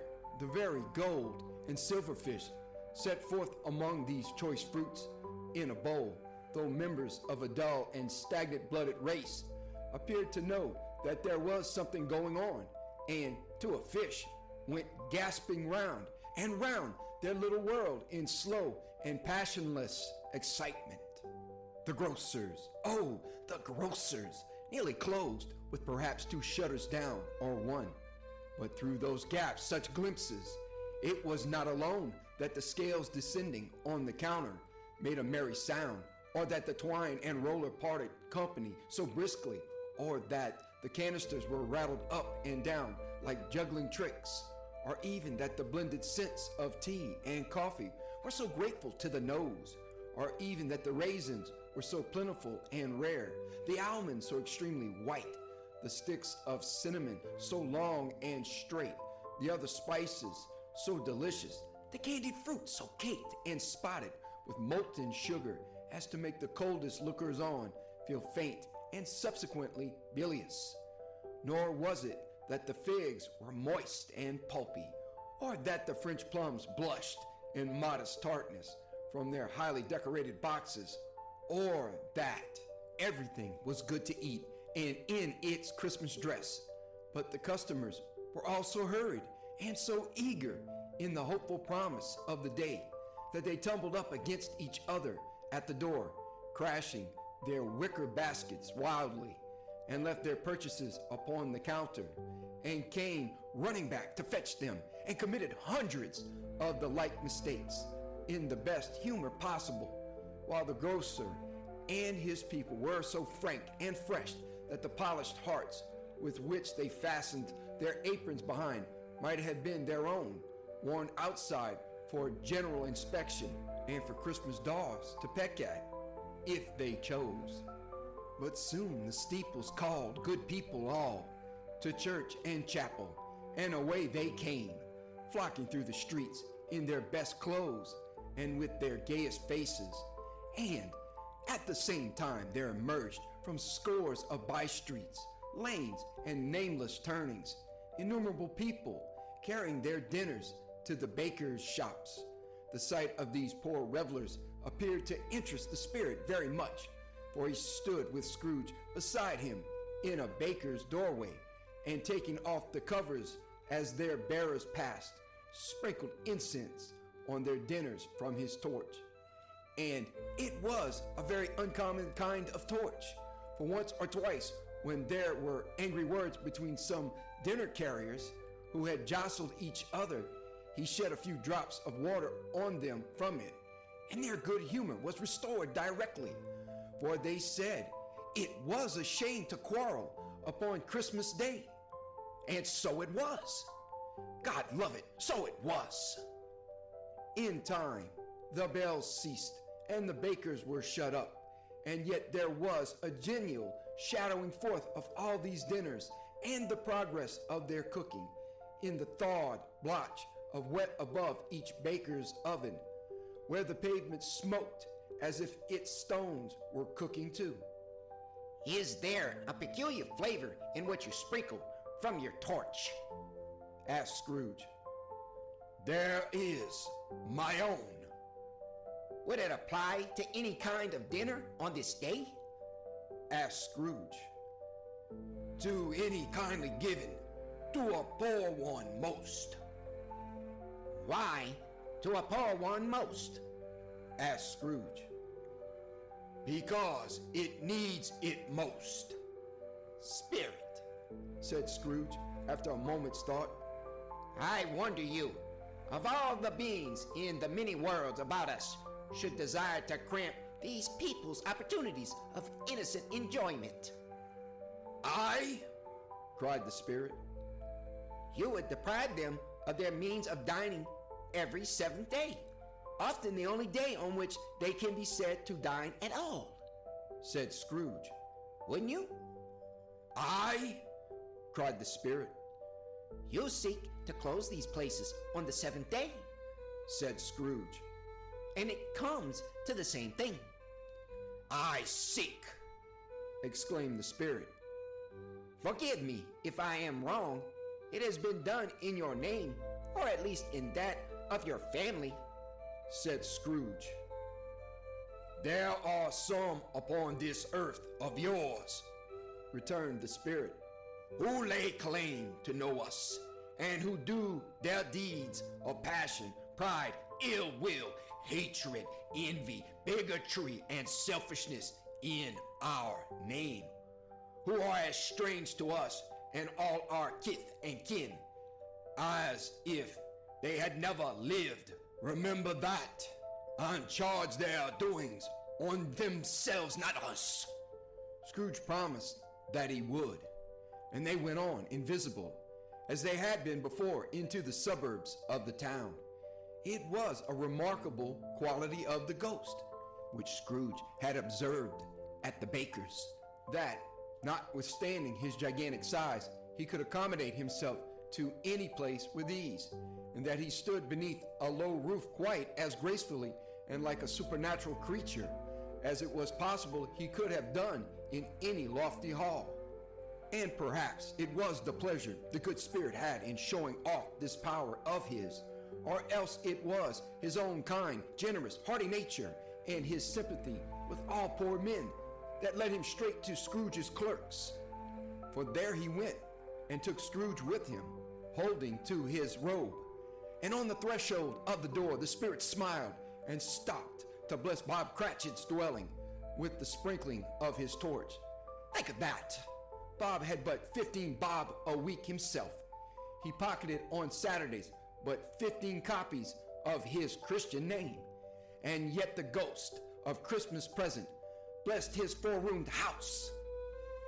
Then up rose Mrs. Cratchit, Cratchit's wife, dressed out but poorly in a twice-turned gown, but brave in ribbons, which are cheap and make a goodly show for a sixpence, and she laid the cloth, assisted by Belinda Cratchit, second of her daughters, also brave in ribbons, while Master Peter Cratchit plunged a fork into the saucepan of potatoes, and getting the corners of his monstrous shirt collar, Bob's private property, conferred upon his son an heir in honor of the day, into his mouth, rejoiced to find himself so gallantly attired, and yearned to show his linen in the fashionable parts.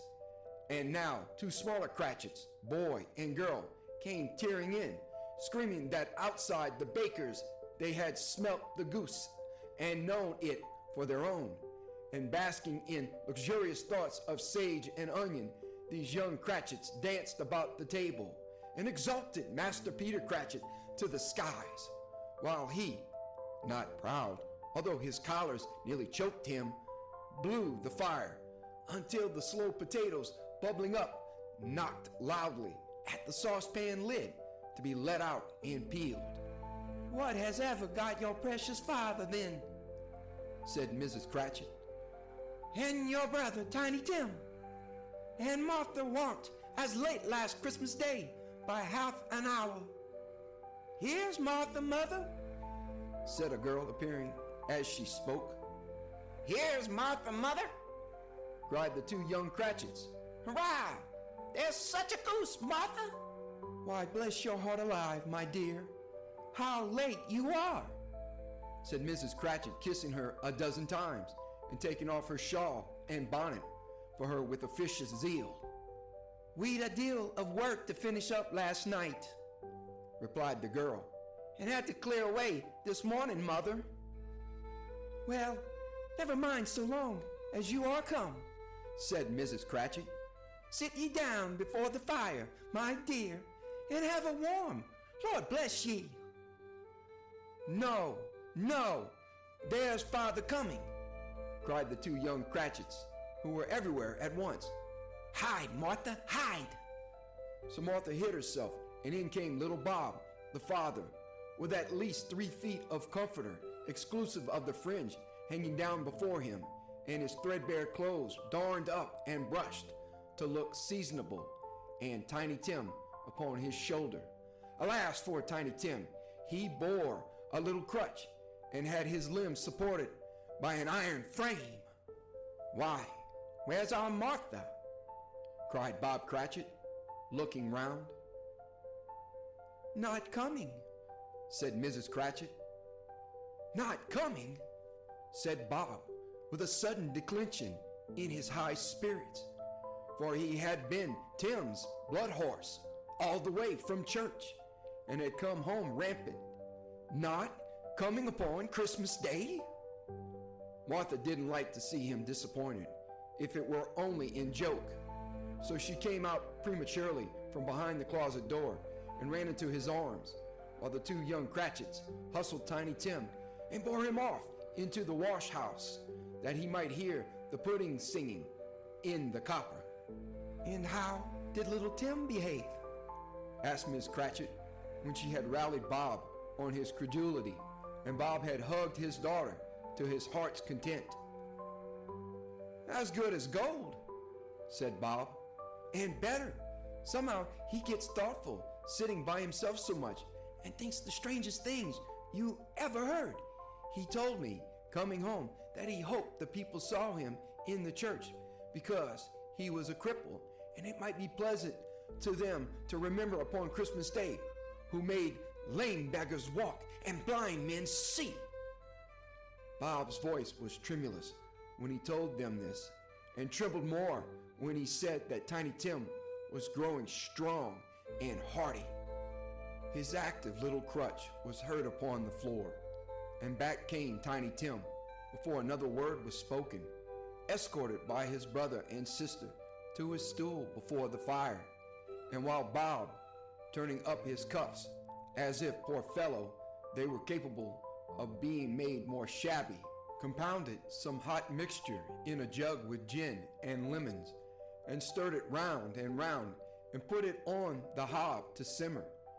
Master Peter and the two ubiquitous young Cratchits went to fetch the goose, with which they soon returned in high procession. Such a bustle ensued that you might have thought a goose the rarest of all birds, a feathered phenomenon to which a black swan was a matter of course, and in truth it was something very like it in that house. Mrs. Cratchit made the gravy, ready beforehand in a little saucepan, hissing hot. Master Peter mashed the potatoes with incredible vigor. Miss Belinda sweetened up the applesauce. Martha dusted the hot plates. Bob took Tiny Tim beside him in a tiny corner at the table. The two young Cratchits set chairs for everybody, not forgetting themselves, and mounting guard upon their posts, crammed spoons into their mouths, lest they should shriek for goose before their turn came to be helped. At last the dishes were set on, and grace was said. It was succeeded by a breathless pause, as Mrs. Cratchit, looking slowly all along the carving knife, prepared to plunge it in the breast.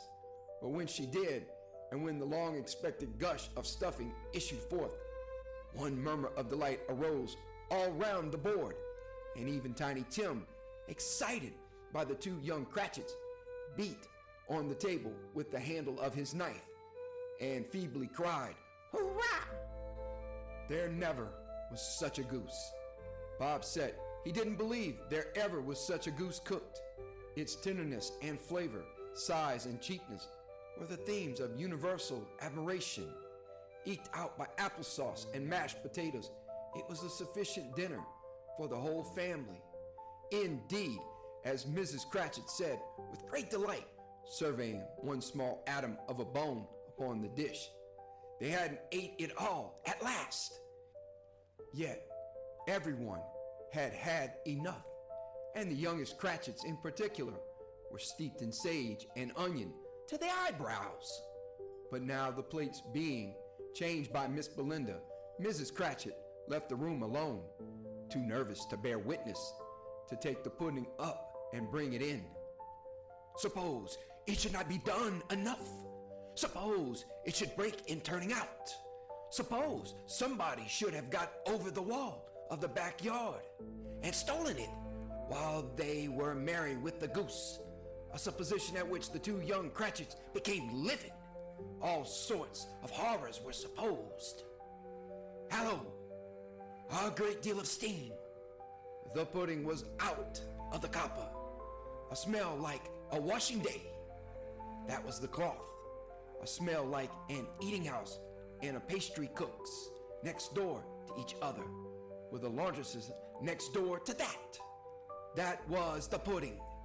In half a minute, Mrs. Cratchit entered, flushed but smiling proudly with the pudding, like a speckled cannonball, so hard and firm, blazing in half a quartern of ignited brandy and bedite, with Christmas holly stuck into the top. Oh, a wonderful pudding! Bob Cratchit said, and calmly too, that he regarded it as the greatest success achieved by Mrs. Cratchit since their marriage. Mrs. Cratchit said that now the weight was off her mind. She would confess she had had her doubts about the quantity of flour. Everybody had something to say about it, but nobody said or thought it was at all a small pudding for a large family. It would have been flat heresy to do so. Any Cratchit would have blushed to hint at such a thing. At last the dinner was all done. The cloth was cleared, the hearth swept, and the fire made up. The compound in the jug being tasted and considered perfect, apples and oranges were put upon the table, and a shovelful of chestnuts on the fire. Then all the Cratchit family drew round the hearth, in what Bob Cratchit called a circle, meaning half a one. And at Bob Cratchit's elbow stood the family display of glass, 2 tumblers and a custard cup without a handle. These held the hot stuff from the jug, however, as well as golden goblets would have done, and Bob served it out with beaming looks while the chestnuts on the fire sputtered and cracked noisily. Then Bob proposed, "A Merry Christmas to us all, my dears.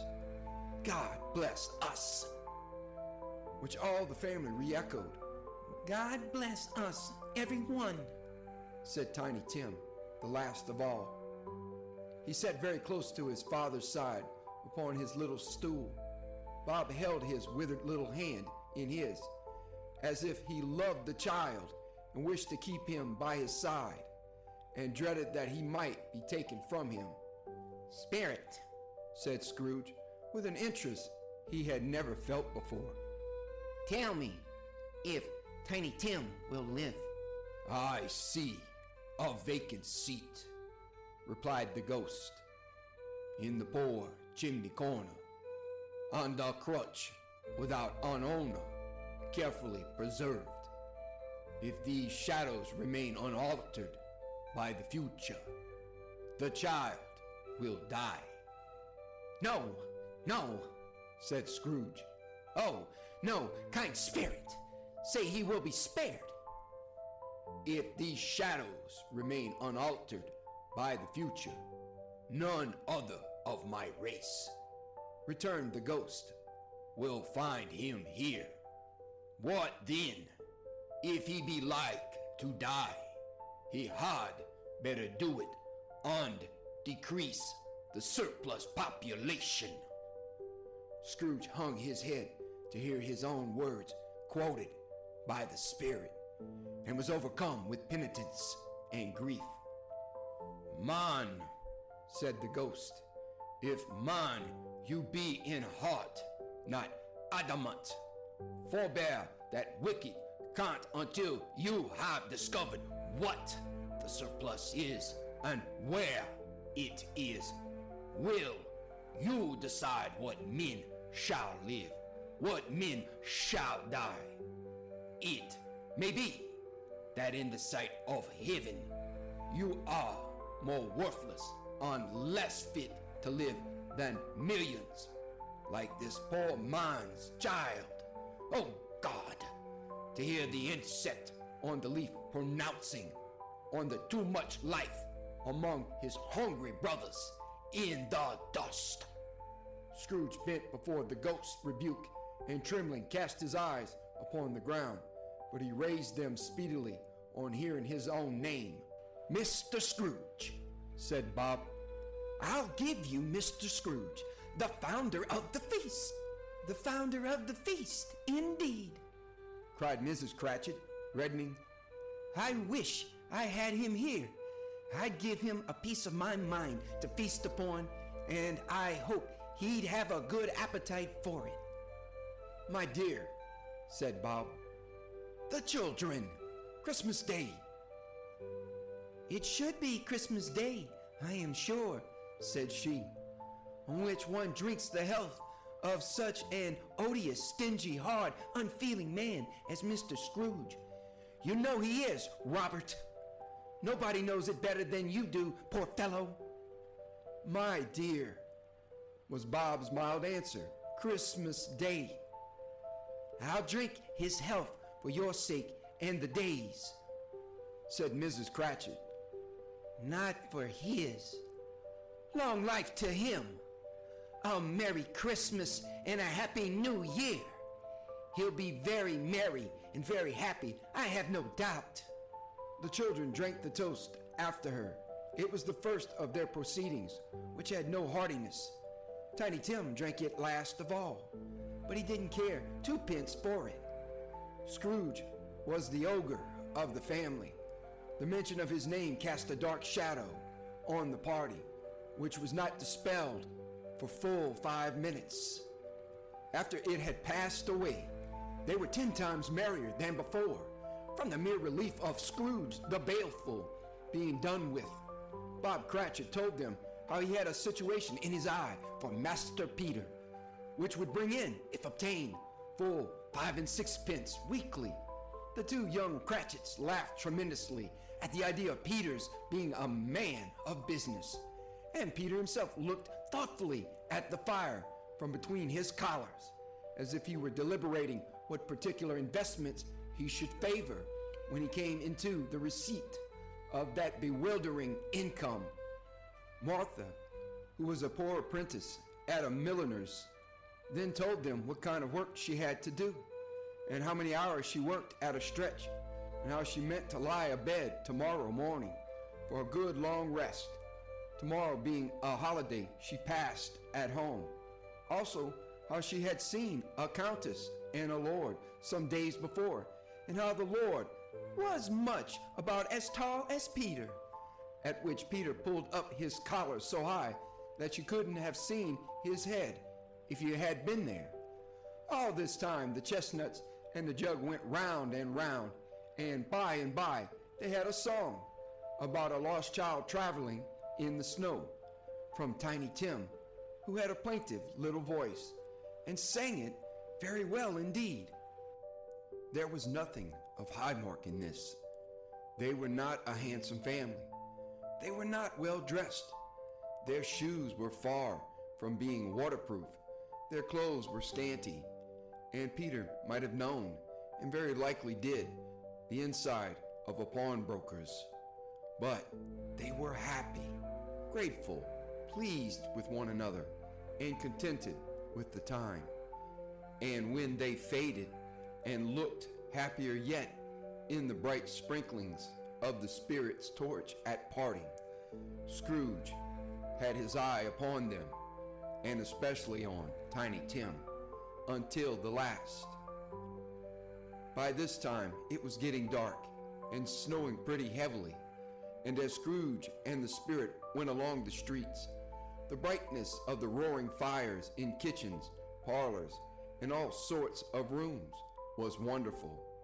Here, the flickering of the blaze showed preparations for a cozy dinner, with hot plates baking through and through before the fire, and deep red curtains, ready to be drawn to shut out cold and darkness. There, all the children of the house were running out into the snow to meet their married sisters, brothers, cousins, uncles, aunts, and be the first to greet them. Here, again, were shadows on the window blind of guests assembling, and there a group of handsome girls, all hooded and fur-booted, and all chattering at once, tripped lightly off to some near neighbor's house, where woe upon the single man who saw them enter, artful witches. Well, they knew it in a glow. But if you had judged from the numbers of people on their way to friendly gatherings, you might have thought that no one was at home to give them welcome when they got there, instead of every house expecting company and piling up its fires half chimney high. Blessings on it. How the ghost exulted, how it bared its breadth of breast and opened its capacious palm and floated on, outpouring with a generous hand its bright and harmless mirth on everything within its reach. The very lamplighter who ran on before, dotting the dusky street with specks of light, and who was dressed to spend the evening somewhere, laughed out loudly as the spirit passed, though little kenned the lamplighter that he had any company but Christmas. And now, without a word of warning from the ghost, they stood upon a bleak and desert moor, where monstrous masses of rude stone were cast about as though it were the burial place of giants, and water spread itself wheresoever it listed, or would have done so but for the frost that held it prisoner, and nothing grew but moss and furze and coarse rank grass. Down in the west, the setting sun had left a streak of fiery red, which glared upon the desolation for an instant, like a sullen eye, and frowning lower, lower, lower yet, was lost in the thick gloom of darkest night. "What place is this?" asked Scrooge. a place where miners live who labor in the bowels of the earth, returned the spirit. But they know me. See. A light shone from the window of a hut, and swiftly they advanced towards it. Passing through the wall of mud and stone, they found a cheerful company assembled round a glowing fire. An old man and woman with their children and their children's children, and another generation beyond that, all decked out gaily in their holiday attire. The old man, in a voice that seldom rose above the howling of the wind upon the barren waste, was singing them a Christmas song. It had been a very old song when he was a boy, and from time to time they all joined in the chorus. So surely as they raised their voices, the old man got quite blithe and loud, and so surely as they stopped, his vigor sank again. The spirit did not tarry here, but bade Scrooge hold his robe, and passing on above the moor, sped whither? Not to see? To see? To Scrooge's horror, looking back, he saw the last of the land, a frightful range of rocks behind them, and his ears were deafened by the thundering of water as it rolled and roared and raged among the dreadful caverns it had worn and fiercely tried to undermine the earth. But upon a dismal reef of sunken rocks, some league or so from shore, on which the waters chafed and dashed, the wild year through, there stood a solitary lighthouse. Great heaps of seaweed clung to its base, and storm birds, born of the wind, one might suppose, as seaweed of the water, rose and fell about it, like the waves they skimmed. But even here, two men who watched the light had made a fire that through the loophole in the thick stone wall shed out a ray of brightness on the awful sea. Joining their horny hands over the rough table at which they sat, they wished each other Merry Christmas in their can of grog, and one of them, the elder too, with his face all damaged and scarred with hard weather, as the figurehead of an old ship might be, struck up a sturdy song that was like a gale in itself. Again the ghost sped on above the black and heaving sea, on, until being far away, as he told Scrooge, from any shore, they lighted on a ship. They stood beside the helmsman at the wheel, the lookout in the bow, the officers who had the watch, dark, ghostly figures in their several stations, but every man among them hummed a Christmas tune, or had a Christmas thought, or spoke below his breath to his companion of some bygone Christmas day, with homeward hopes belonging to it, and every man on board, waking or sleeping, good or bad, had had a kinder word for another on that day than on any day in the year, and had shared to some extent in its festivities, and had remembered those he cared for at a distance, and had known that they delighted to remember him.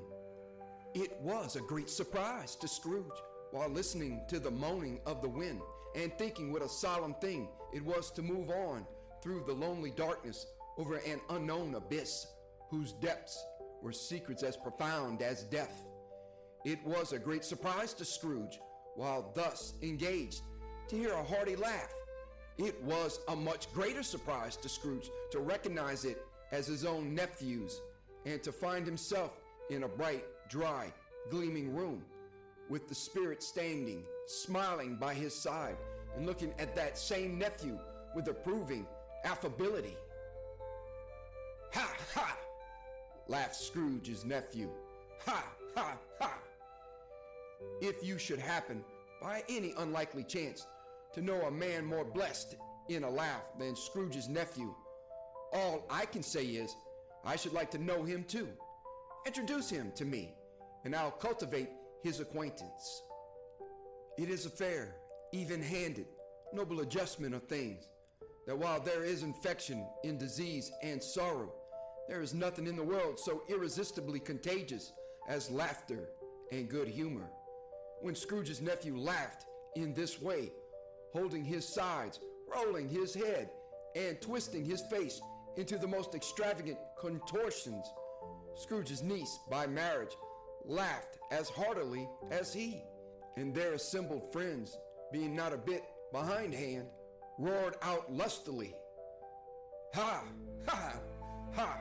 Ha! Ha! Ha!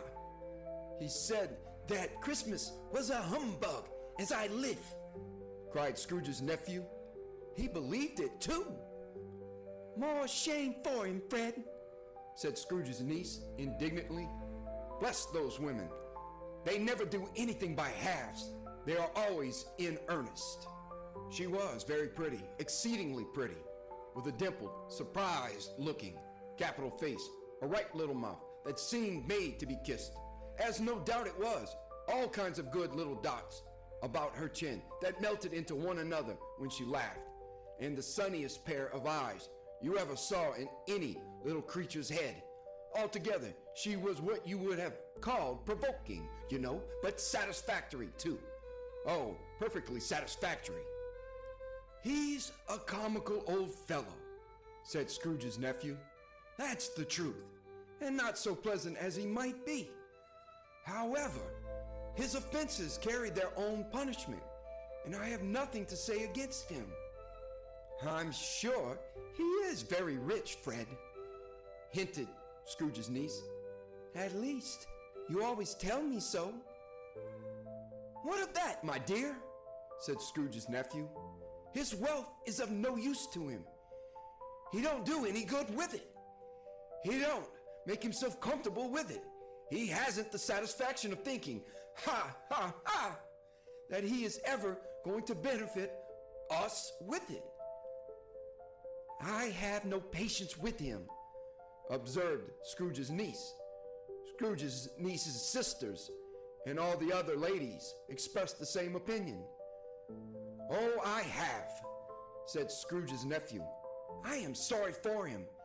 I couldn't be angry with him if I tried. Who suffers by his ill whims? Himself, always. Here he takes it into his head to dislike us, and he won't come and dine with us. What's the consequence? He don't lose much of a dinner. Indeed, I think he loses a very good dinner, interrupted Scrooge's niece. Everybody else said the same, and they must be allowed to have been competent judges because they had just had dinner and, with the dessert upon the table, were clustered round the fire by lamplight. Well, I'm very glad to hear it, said Scrooge's nephew, because I haven't great faith in these young housekeepers. What do you say, Topper? Topper had clearly got his eye upon one of Scrooge's niece's sisters, for he answered that a bachelor was a wretched outcast who had no right to express an opinion on the subject, whereat Scrooge's niece's sister, the plump one with the lace tucker, not the one with the roses, blushed. Do go on, Fred, said Scrooge's niece, clapping her hands. He never finishes what he begins to say. He is such a ridiculous fellow. Scrooge's nephew reveled in another laugh, and as it was impossible to keep the infection off, though the plump sister tried hard to do it with aromatic vinegar, his example was unanimously followed. I was only going to say, said Scrooge's nephew, that the consequences of his taking a dislike to us and not making merry with us is, as I think, that he loses some pleasant moments which could do him no harm.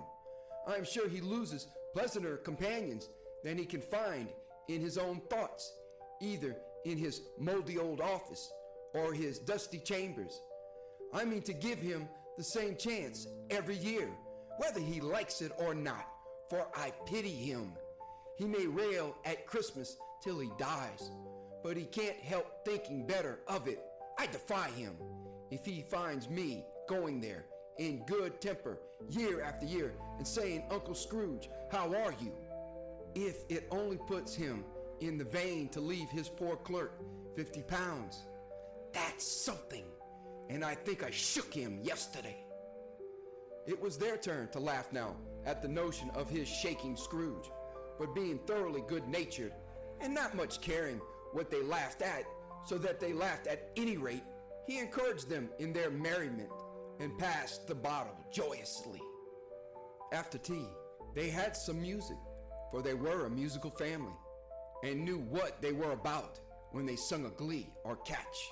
I can assure you, especially Topper, who could growl away in the bass like a good one, and never swell the large veins in his forehead or get red in the face over it. Scrooge's niece played well upon the harp, and played among other tunes a simple little air, a mere nothing.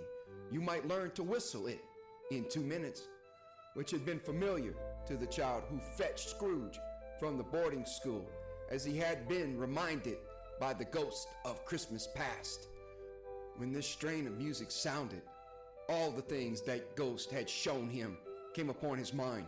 He softened more and more, and thought that if he could have listened to it often years ago, he might have cultivated the kindnesses of life for his own happiness with his own hands, without resorting to the sexton's spade that buried Jacob Marley. But they didn't devote the whole evening to music. After a while, they played at forfeits, for it is good to be children sometimes, and never better than at Christmas, when its mighty founder was a child himself. Stop. There was first a game at blind man's buff. Of course there was. And I no more believe Topper was really blind than I believe he had eyes in his boots. My opinion is that it was a done thing between him and Scrooge's nephew, and that the ghost of Christmas present knew it. The way he went after that plump sister in the lace tucker was an outrage on the credulity of human nature, knocking down the fire irons, tumbling over the chairs, bumping against the piano, smothering himself among the curtains. Wherever she went, there went he. He always knew where the plump sister was. He couldn't catch anybody else. If you had fallen up against him, as some of them did on purpose, he would have made a feint of endeavoring to seize you, which would have been an affront to your understanding, and would instantly have sidled off in the direction of the plump sister. She often cried out that it wasn't fair, and it really was not. But when at last he caught her, when, in spite of all her silken rustlings and her rapid flutterings past him, he got her into a corner whence there was no escape, then his conduct was the most execrable. For his pretending not to know her, his pretending that it was necessary to touch her headdress, and further to assure himself of her identity by pressing a certain ring upon her finger and a certain chain about her neck, was vile, monstrous. No doubt she told him her opinion of it, when, another blind man being in office, they were so very confidential together behind the curtains. Scrooge's niece was not one of the blind man's buff party, but was made comfortable with a large chair and a footstool in a snug corner, where the ghost and Scrooge were close behind her. But she joined in the forfeits, and loved her love to admiration with all the letters of the alphabet. Likewise at the game of how, when, and where, she was very great, and to the secret joy of Scrooge's nephew, beat her sisters hollow, though they were sharp girls too, as Topper could have told you. There might have been 20 people there, young and old, but they all played, and so did Scrooge, for wholly forgetting in the interest he had in what was going on, that his voice made no sound in their ears. He sometimes came out with his guess quite loud, and very often guessed quite right too. For the sharpest needle, best Whitechapel, warranted not to cut in the eye, was not sharper than Scrooge, blunt as he took it in his head to be. The ghost was greatly pleased to find him in this mood, and looked upon him with such favor that he begged like a boy to be allowed to stay until the guest departed. But this the spirit said could not be done. Here is a new game, said Scrooge. 1/2 hour, spirit, only one. It was a game called Yes and No, where Scrooge's nephew had to think of something and the rest must find out what, he only answering to their questions yes or no, as the case was. The brisk fire of questioning to which he was exposed elicited from him that he was thinking of an animal, a live animal, rather a disagreeable animal, a savage animal, an animal that growled and grunted sometimes and talked sometimes and lived in London and walked about the streets and wasn't made a show of and wasn't led by anybody and didn't live in a menagerie and was never killed in a market and was not a horse or an ass or a cow or a bull or a tiger or a dog or a pig or a cat or a bear. At every fresh question that was put to him, this nephew burst into a fresh roar of laughter and was so inexpressibly tickled that he was obliged to get up off the sofa and stomp. At last, the plump sister, falling into a similar state, cried out, "I have found it out. I know what it is, Fred. I know what it is." "What is it?" cried Fred. "It's your Uncle Scrooge." Which it certainly was. Admiration was the universal sentiment, though some objected that the reply to, "Is it a bear?" ought to have been yes, inasmuch as an answer in the negative was sufficient to have diverted their thoughts from Mr. Scrooge, supposing they had ever had any tendency that way. "He has given us plenty of merriment, I am sure," said Fred, "and it would be ungrateful not to drink his health. Here is a glass of mulled wine, ready to our hand at the moment, and I say, Uncle Scrooge." "Well, Uncle Scrooge," they cried, "a Merry Christmas and a Happy New Year to the old man, whatever he is," said Scrooge's nephew. "He wouldn't take it from me, but may he have it nevertheless, Uncle Scrooge." Uncle Scrooge had imperceptibly become so gay and light of heart that he would have pledged the unconscious company in return and thanked them in an inaudible speech if the ghost had given him time. But the whole scene passed off in the breath of the last words spoken by his nephew, and he and the spirit were again upon their travels. Much they saw, and far they went, and many homes they visited, but always with a happy end. The spirit stood beside sick beds, and they were cheerful. On foreign lands, and they were close at home. By struggling men, and they were patient in their greater hope. By poverty, and it was rich. In almshouse, hospital, and jail. In misery's every refuge, where vain man, in his little brief authority, had not made fast the door and barred the spirit out. He left his blessing and taught Scrooge his precepts. It was a long night, if it were only a night, but Scrooge had his doubts of this, because the Christmas holidays appeared to be condensed into the space of time they passed together. It was strange, too, that while Scrooge remained unaltered in his outward form, the ghosts grew older, clearly older. Scrooge had observed this change, but never spoke of it until they left a children's 12th night party, when, looking at the spirit as they stood together in an open place, he noticed that its hair was gray. "Are spirits' lives so short?" asked Scrooge. "My life upon this globe is very brief," replied the ghost. "It ends tonight." "Tonight?" cried Scrooge. "Tonight at midnight. Hark! The time is drawing near." The chimes were ringing the 11:15 at that moment. "Forgive me if I am not justified in what I ask," said Scrooge, looking intently at the spirit's robe, "but I see something strange and not belonging to yourself protruding from your skirts. Is it a foot or a claw?" "It might be a claw, for the flesh there is upon it," was the spirit's sorrowful reply. "Look here." From the foldings of its robe, it brought two children, wretched, abject, frightful, hideous, miserable. They knelt down at its feet and clung upon the outside of its garment. "Oh man, look here, look down here," exclaimed the ghost. They were a boy and girl, yellow, meager, ragged, scowling, wolfish, but prostrate, too, in their humility, where graceful youth should have filled their features out and touched them with its freshest tints. A stale and shriveled hand, like that of age, had pinched and twisted them and pulled them into shreds. Where angels might have sat enthroned, devils lurked and glared out menacing. No change, no degradation, no perversion of humanity in any grade through all the mysteries of wonderful creation has monsters half so horrible and dread. Scrooge started back, appalled.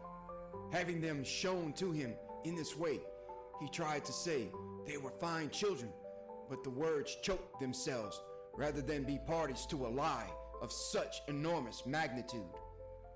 Spirit, are they yours? Scrooge could say no more. They are man's, said the spirit, looking down upon them. And they cling to me, appealing from their fathers. This boy is ignorance. This girl is want. Beware them both, and all of their degree. But most of all, beware this boy, for on his brow I see that written, which is doom, unless the writing be erased. Deny it, cried the spirit, stretching out its hand towards the city. Slender those who tell it ye. Admit it for your factitious purposes and make it worse. And bide the end. Have they no refuge or resource? Cried Scrooge. Are there no prisons? Said the spirit, turning on him for the last time with his own words. Are there no workhouses? The bell struck 12. Scrooge looked about him for the ghost and saw it not. As the last stroke ceased to vibrate, he remembered the prediction of old Jacob Marley, and lifting up his eyes, beheld a solemn phantom, draped and hooded, coming like a mist along the ground towards him.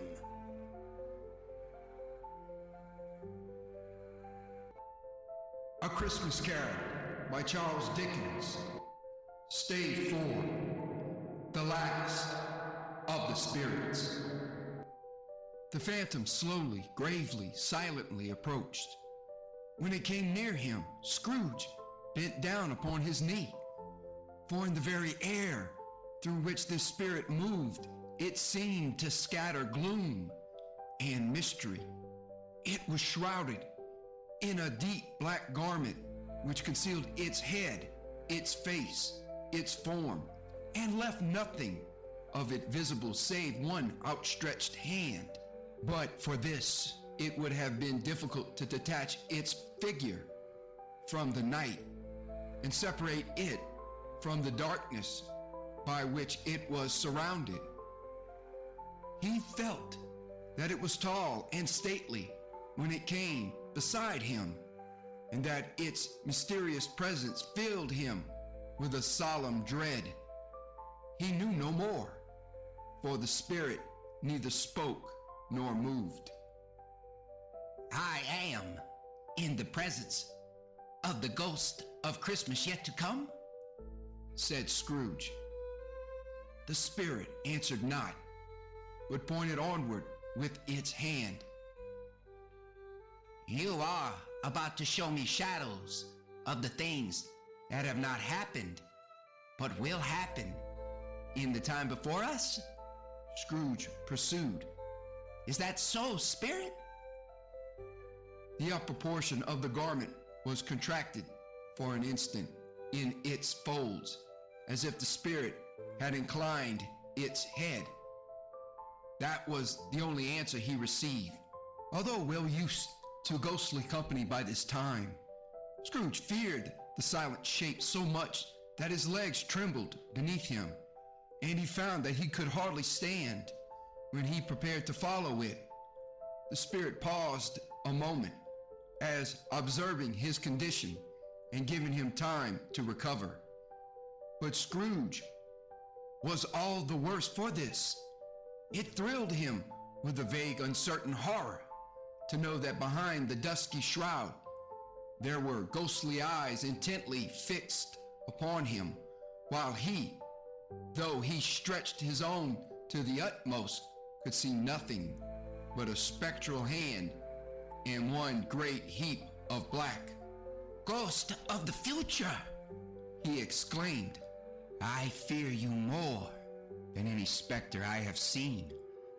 But as I know your purpose is to do me good, and as I hope to live to be another man from what I was, I am prepared to bear you company, and do it with a thankful heart.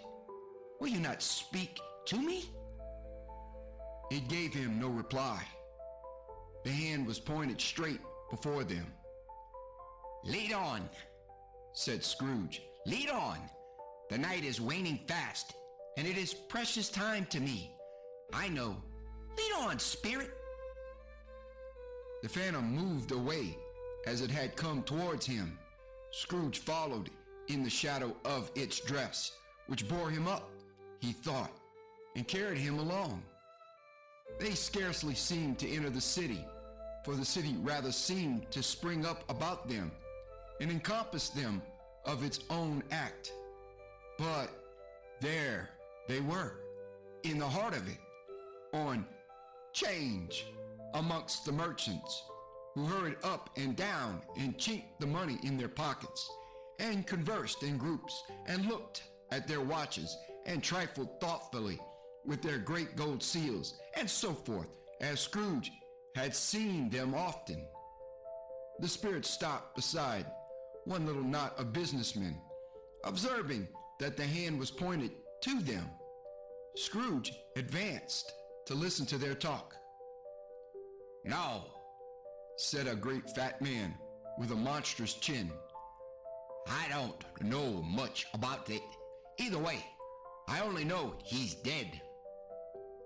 "When did he die?" inquired another. "Last night, I believe." "Why, what was the matter with him?" asked a third, taking a vast quantity of snuff out of a very large snuff box. "I thought he'd never die." "God knows," said the first with a yawn. "What has he done with his money?"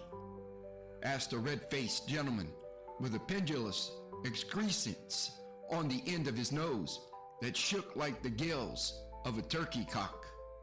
I haven't heard," said the man with the large chin, yawning again. "Left it to his company, perhaps. He hasn't left it to me. That's all I know." This pleasantry was received with a general laugh. "It's likely to be a very cheap funeral," said the same speaker. "For, upon my life, I don't know of anybody to go to it. Suppose we make up a party and volunteer."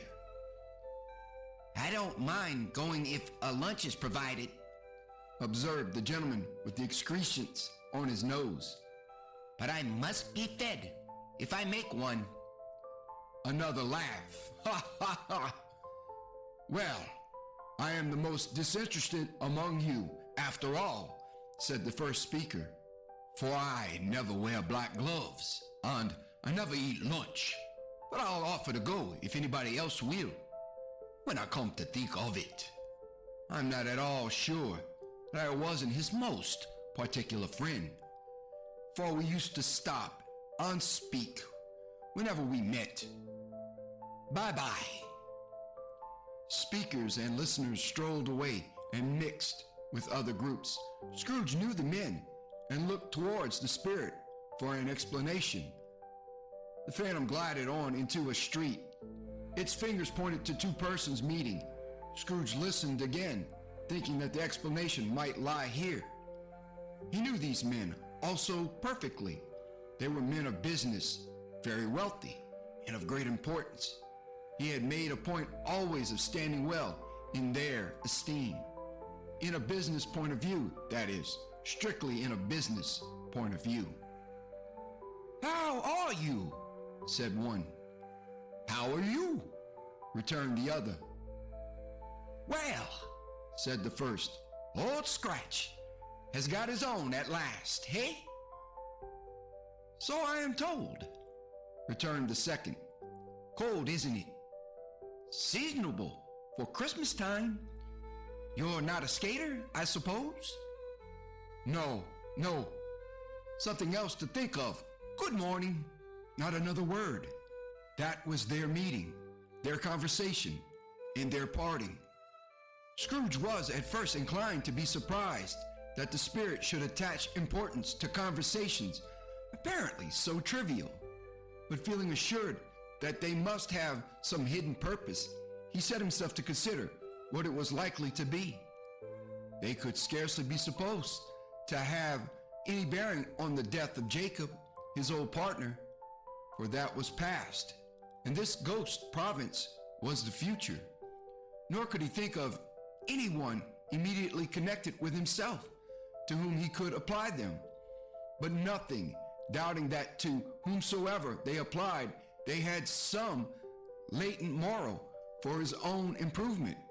He resolved to treasure up every word he heard and everything he saw, and especially to observe the shadow of himself when it appeared, for he had an expectation that the conduct of his future self would give him the clue he missed and would render the solution of these riddles easy.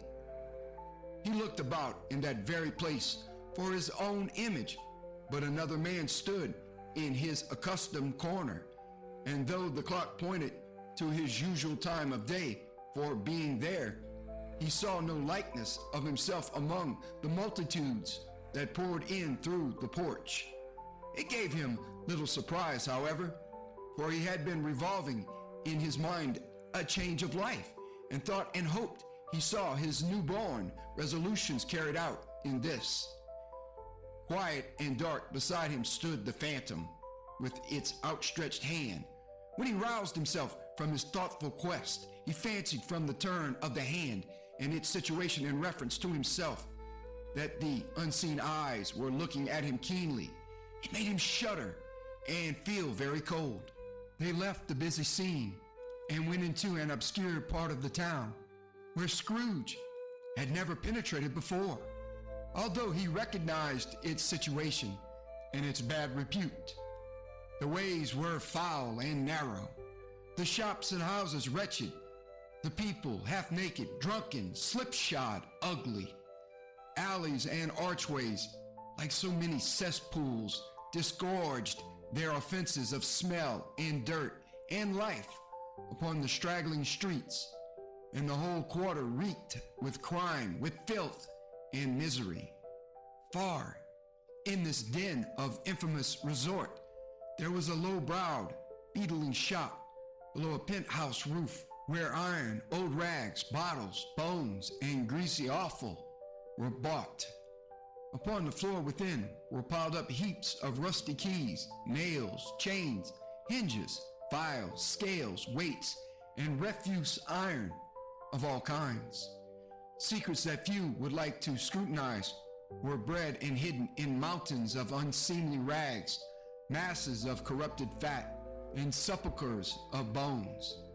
Sitting in among the wares he dealt in by a charcoal stove made of old bricks was a gray-haired rascal, nearly 70 years of age, who had screened himself from the cold air without by a frowsy curtaining of miscellaneous tatters hung upon a line, and smoked his pipe in all the luxury of calm retirement.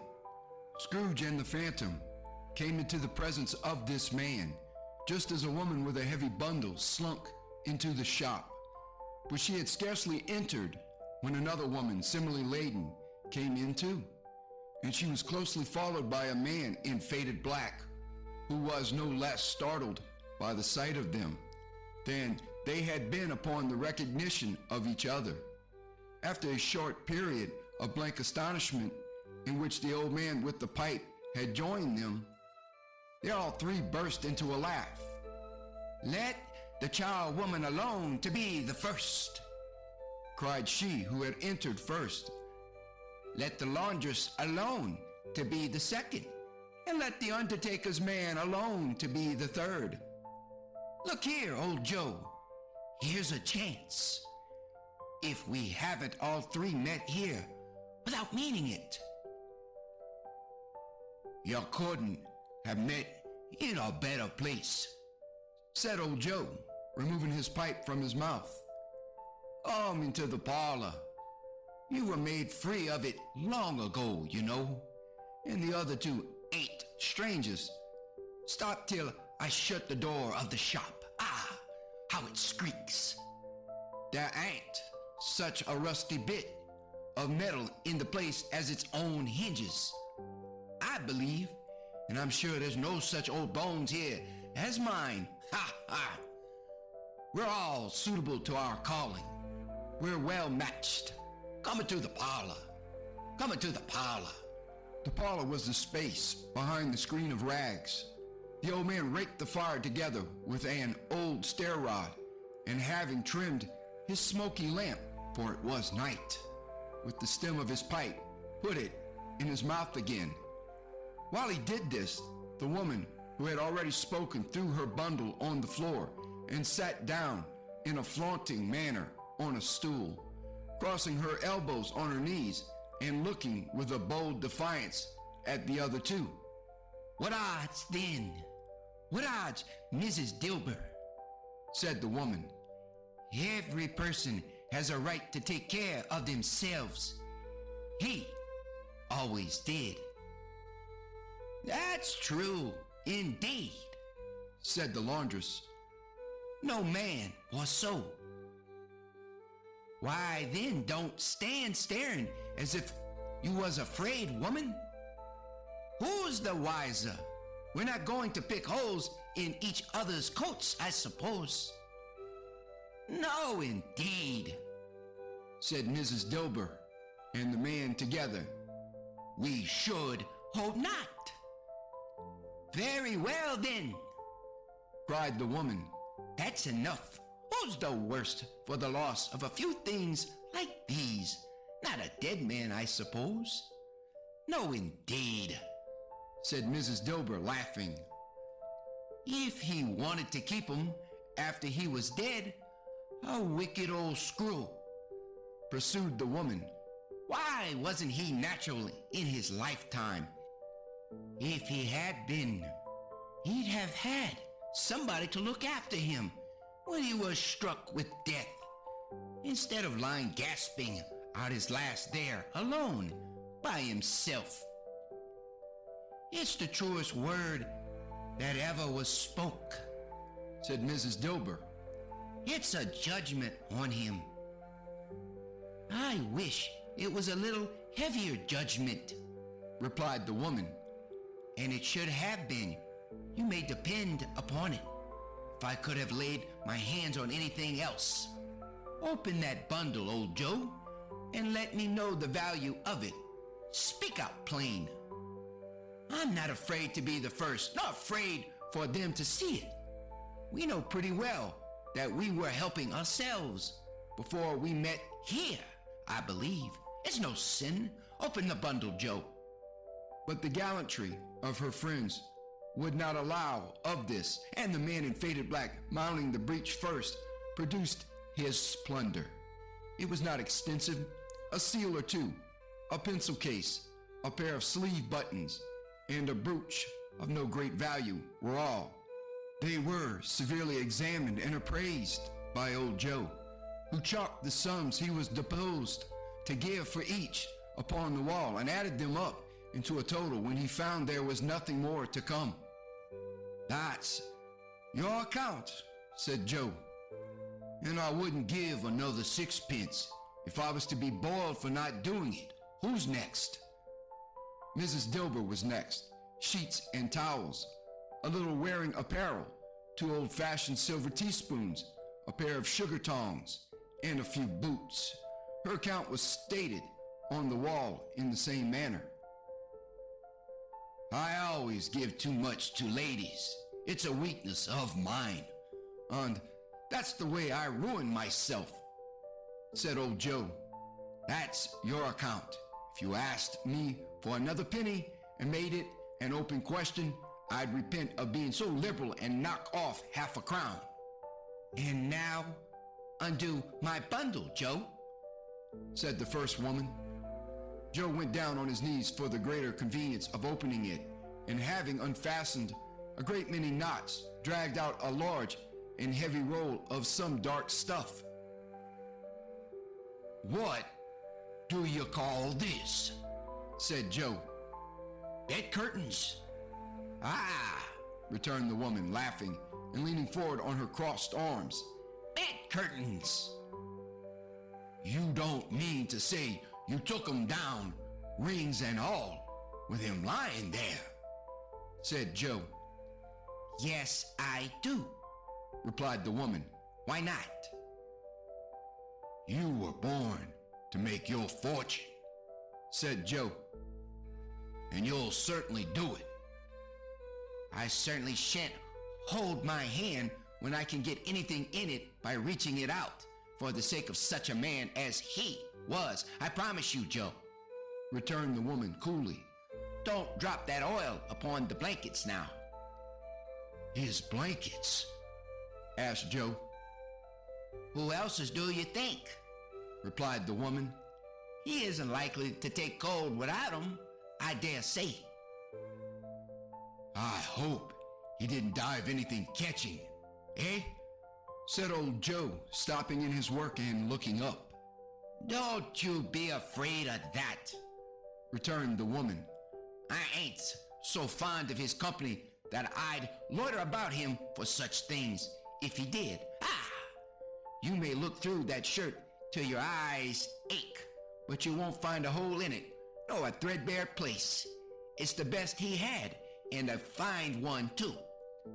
They'd have wasted it if it hadn't been for me. What do you call wasting of it? Asked old Joe. Putting it on him to be buried in, to be sure, replied the woman with a laugh. Somebody was fool enough to do it, but I took it off again. If calico ain't good enough for such a purpose, it isn't good enough for anything. It's quite as becoming to the body. He can't look uglier than he did in that one. Scrooge listened to this dialogue in horror as they sat grouped about their spoil in the scanty light afforded by the old man's lamp. He viewed them with a detestation and disgust which could hardly have been greater, though they had been obscene demons marketing the corpse itself. Ha ha! Laughed the same woman when old Joe, producing a flannel bag with money in it, told out their several gains upon the ground. This is the end of it, you see. He frightened everyone away from him when he was alive, to profit us when he was dead. Ha ha ha! Spirit, said Scrooge, shuddering from head to foot. I see. The case of this unhappy man might be my own. My life tends that way now. Merciful heaven, what is this? He recoiled in terror, for the scene had changed, and now he almost touched a bed, a bare, uncurtained bed, on which beneath a ragged sheet there lay a something covered up, which, though it was dumb, announced itself in awful language. The room was very dark, too dark to be observed with any accuracy, though Scrooge glanced round it in obedience to a secret impulse, anxious to know what kind of room it was. A pale light, rising in the outer air, fell straight upon the bed, and on it, plundered and bereft, unwatched, unwept, uncared for, was the body of this man. Scrooge glanced towards the phantom. Its steady hand was pointed to the head. The cover was so carelessly adjusted that the slightest raising of it, the motion of a finger upon Scrooge's part, would have disclosed the face. He thought of it, felt how easy it would be to do, and longed to do it, but had no more power to withdraw the veil than to dismiss the specter at his side. O cold, cold, rigid, dreadful death, set up thine altar here, and dress it with such terrors as thou hast at thy command. For this is thy dominion, but of the loved, revered, and honored head thou canst not turn one hair to thy dread purposes, or make one feature odious. It is not that the hand is heavy and will fall down when released. It is not that the heart and pulse are still, but that the hand was open, generous, and true. The heart brave, warm, and tender, and the pulse a man's. Strike, shadow, strike, and see his good deeds springing from the wound to sow the world with life immortal. No voice pronounced these words in Scrooge's ears, and yet he heard them when he looked upon the bed. He thought, if this man could be raised up now, what would be his foremost thoughts? Avarice? Hard dealing? Griping cares? They have brought him to a rich end, truly. He lay in the dark, empty house with not a man, a woman, or a child to say that he was kind to me in this or that, and for the memory of one kind word, I will be kind to him. A cat was tearing at the door, and there was a sound of gnawing rats beneath the hearthstone. What they wanted in the room of death, and why they were so restless and disturbed, Scrooge did not dare to think. Spirit, He said, this is a fearful place. In leaving it, I shall not leave its lesson. Trust me. Let us go. Still the ghost pointed with an unmoved finger to the head. I understand you, Scrooge returned. and I would do it if I could. But I have not the power, Spirit. I have not the power. Again it seemed to look upon him. If there is any person in the town who feels emotion caused by this man's death, said Scrooge, quite agonized, show that person to me, Spirit. I beseech you. the phantom spread its dark robe before him for a moment like a wing, and withdrawing it, revealed a room by daylight where a mother and her children were. She was expecting someone, and with anxious eagerness, for she walked up and down the room, started at every sound, looked out from the window, glanced at the clock, tried, but in vain, to work with her needle, and could hardly bear the voices of the children in their play.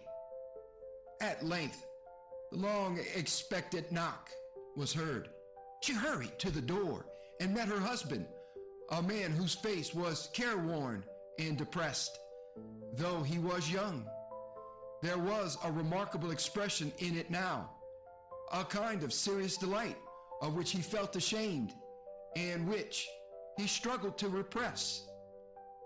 He sat down to the dinner that had been hoarding for him by the fire, and when she asked him faintly what news, which was not until after a long silence, he appeared embarrassed how to answer. "Is it good?"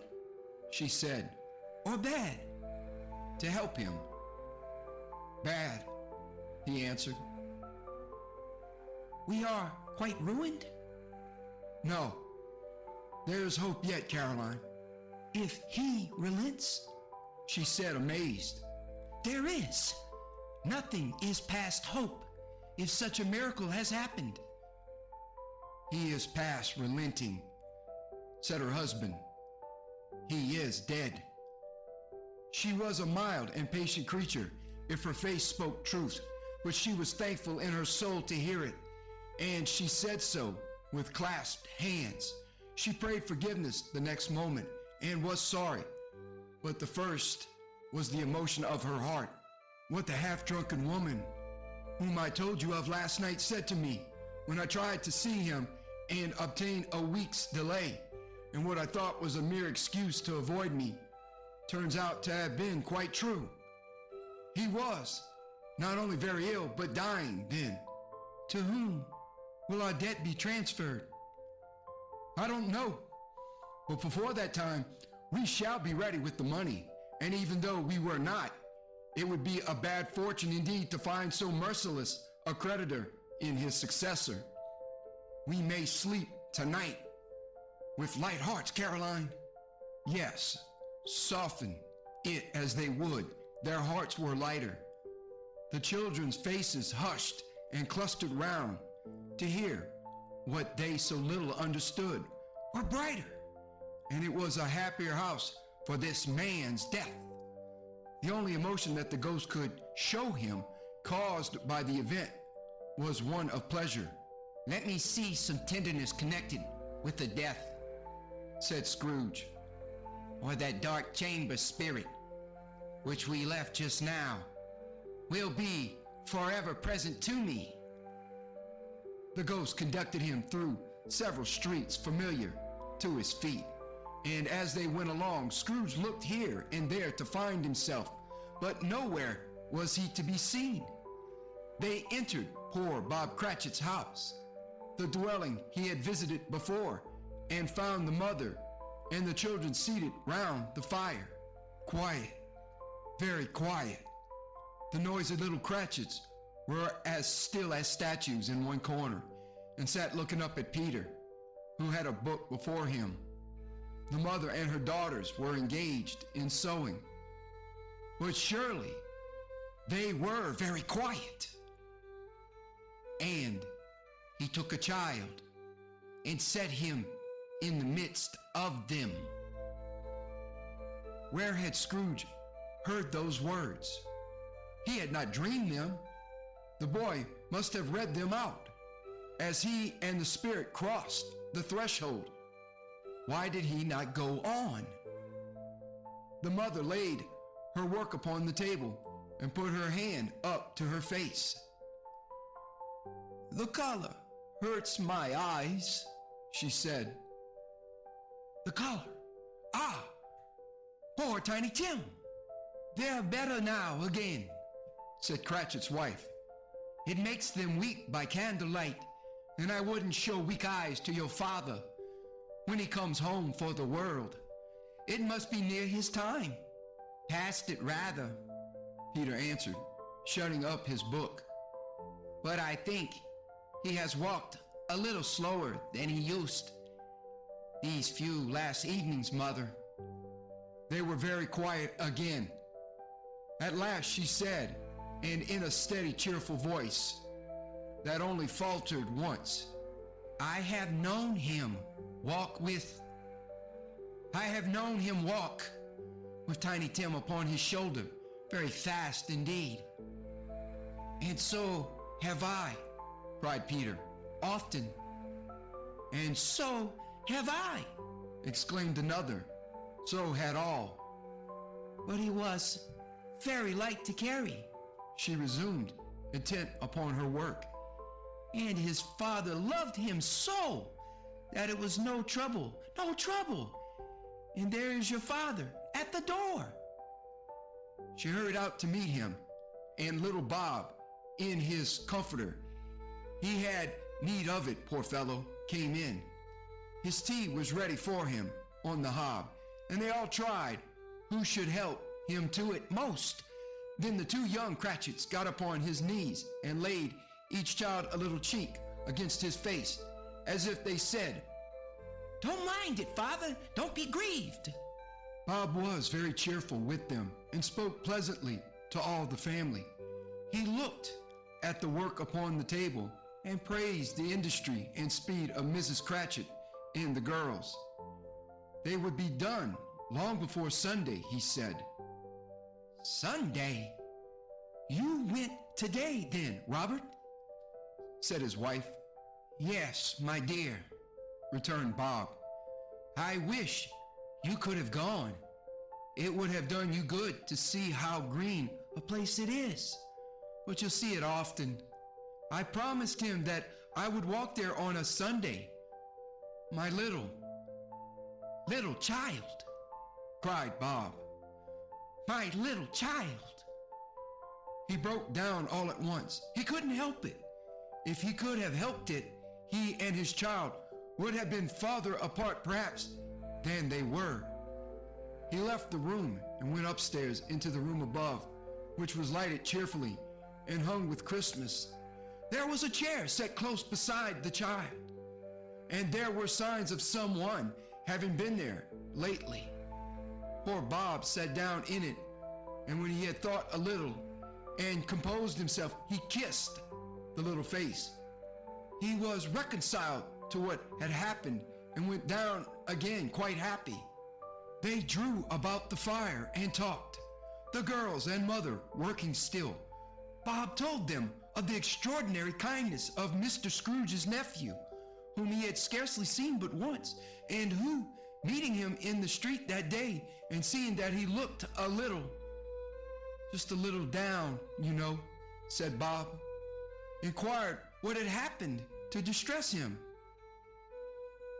On which, said Bob, for he is the pleasantest spoken gentleman you ever heard, I told him, I am heartily sorry for it, Mr. Cratchit, he said, and heartily sorry for your good wife. By the by, how he ever knew that, I don't know. Knew what, my dear? Why, that you were a good wife, replied Bob. Everybody knows that, said Peter. Very well observed, my boy, cried Bob. I hope they do. Heartily sorry, he said, for your good wife. If I can be of service to you in any way, he said, giving me his card. That's where I live. Pray come to me. Now, it wasn't, cried Bob, for the sake of anything he might be able to do for us, so much as for his kind way, that this was quite delightful. It really seemed as if he had known our Tiny Tim and felt with us. I'm sure he's a good soul, said Mrs. Cratchit. You would be sure of it, my dear, returned Bob, if you saw him and spoke to him. I shouldn't be at all surprised, mark what I say, if he got Peter a better situation. Only hear that, Peter, said Mrs. Cratchit. And then, cried one of the girls, Peter will be keeping company with someone and setting up for himself. Get along with you, retorted Peter, grinning. It's just likely as not, said Bob.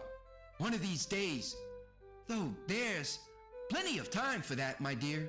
But however and whenever we part from one another, I am sure we shall none of us forget poor Tiny Tim, shall we? Or this first parting that there was among us. Never, father, cried they all.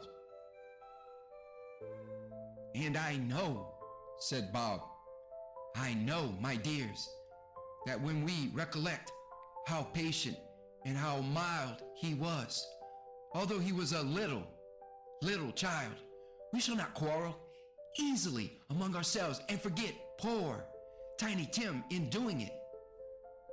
No, never, father, they all cried again. I am very happy, said little Bob. I am very happy. Mrs. Cratchit kissed him. His daughters kissed him. The two young Cratchits kissed him, and Peter and himself shook hands. Spirit of Tiny Tim, thy childish essence was from God. Spectre, said Scrooge, something informs me that our parting moment is at hand. I know it, but I know not how. Tell me, what man that was whom we saw lying dead. The ghost of Christmas yet to come conveyed him as before, though at a different time, he thought. Indeed, there seemed no order in these latter visions, save that they were in the future, into the resorts of businessmen, but showed him not himself. Indeed, the spirit did not stay for anything, but went straight on as to the end just now desired, until besought by Scrooge to tarry for a moment. This court, said Scrooge, through which we hurry now, is where my place of occupation is, and has been for a length of time. I see the house. Let me behold what I shall be in days to come. the spirit stopped. The hand was pointed elsewhere. The house is yonder? Scrooge exclaimed. Why do you point away? The inexorable finger underwent no change.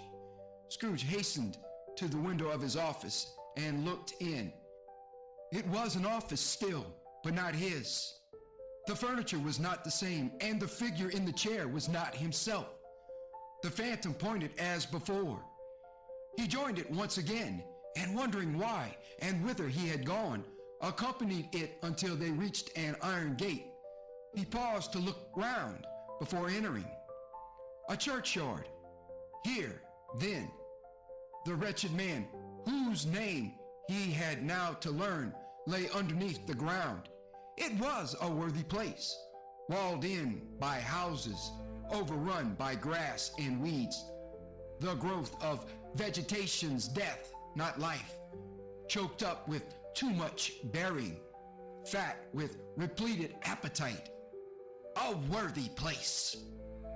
The spirit stood among the graves and pointed down to one. He advanced towards it trembling. The phantom was exactly as it had been, but he dreaded that he saw new meaning in its solemn shape.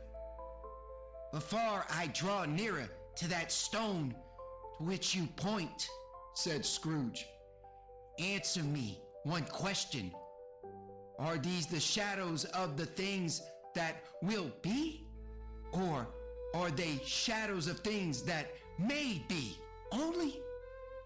Still the ghost pointed downward to the grave by which it stood. Men's courses will foreshadow certain ends, to which, if persevered in, they must lead, said Scrooge. But if the courses be departed from, the ends will change.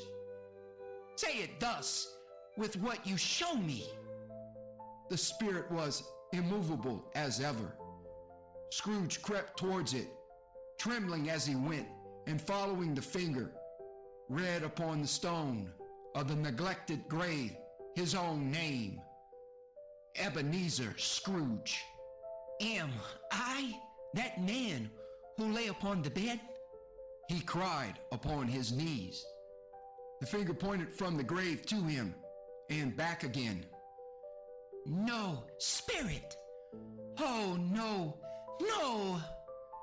The spirit still was there. Spirit! He cried, tight clutching at its robe. Hear me! I am not the man I was. I will not be the man I must have been, but for this intercourse. Why? Show me this if I am past all hope. For the first time, the hand appeared to shake. Good spirit, he pursued. As down upon the ground he fell before it. Your nature intercedes for me and pities me. Assure me that I yet may change these shadows you have shown me by an altered life. The kind hand trembled. I will honor Christmas in my heart and try to keep it all the year. I will live in the past, the present, and the future. The spirits of all three shall strive within me. I will not shut out the lessons that they teach Oh, tell me I may sponge away the writing on this stone. In his agony, he caught the spectral hand. It sought to free itself, but he was strong in his entreaty and detained it. The spirit, stronger yet, repulsed him. Holding up his hands in a last prayer to have his fate reversed, he saw an alteration in the phantom's hood and dress. It shrunk, collapsed, and dwindled down into a bedpost. A Christmas Carol, Stage 5, The Endeavoured. Yes, and the bedpost was his own. The bed was his own. The room was his own. Best and happiest of all, the time before him was his own, to make amends in. I will live in the past, the present, and the future, Scrooge repeated as he scrambled out of bed. The spirits of all three shall strive within me. Oh, Jacob Marley, heaven and the Christmas time, be praised for this. I say it on my knees, old Jacob, on my knees. He was so fluttered and so glowing with his good intentions that his broken voice would scarcely answer to his call. He had been sobbing violently in his conflict with the spirit, and his face was wet with tears. They are not torn down, cried Scrooge, folding one of his bed curtains in his arms. They are not torn down, rings and all. They are here. I am here. The shadows of the things that would have been may be dispelled. They will be. I know they will. His hands were busy with his garments all this time, turning them inside out, putting them on upside down, tearing them, mislaying them, making them parties to every kind of extravagance. I don't know what to do, cried Scrooge, laughing and crying in the same breath, and making a perfect laocoon of himself with his stockings. I am as light as a feather. I am as happy as an angel. I am as merry as a schoolboy. I am as giddy as a drunken man. A Merry Christmas to everybody. A Happy New Year to all the world. Halloo, here! Whoop! Halloo! He had frisked into the sitting room and was now standing there, perfectly winded. There's the saucepan that the gruel was in, cried Scrooge, starting off again and going round the fireplace. There's the door by which the ghost of Jacob Marley entered. There's the corner where the ghost of Christmas present sat. There's the window where I saw the wandering spirits. It's all right. It's all true. It all happened. Ha, ha, ha! Really, for a man who had been out of practice for so many years, it was a splendid laugh, a most illustrious laugh. The father of a long, long line of brilliant laughs. I don't know what day of the month it is, said Scrooge. I don't know how long I've been among the spirits. I don't know anything. I'm quite a baby. Never mind. I don't care. I'd rather be a baby. Halloo! Whoop! Halloo here! He was checked in his transports by the churches ringing out the lustiest peals he had ever heard. Clash, clang, hammer, ding, dong, bell. Bell, dong, ding, hammer, clang, clash. Oh, glorious, glorious! Running to the window, he opened it and put out his head. No fog, no mist, clear, bright, jovial, stirring, cold, cold, piping for the blood to dance to, golden sunlight, heavenly sky, sweet, fresh air, merry bells. Oh, glorious, glorious! What's today? Cried Scrooge, calling downward to a boy in Sunday clothes, who perhaps had loitered in to look about him. Eh? Returned the boy, with all his might of wonder. What's today, my fine fellow? Said Scrooge. Today? Replied the boy. Why, Christmas Day. It's Christmas Day, said Scrooge to himself. I haven't missed it. The spirits have done it all in one night.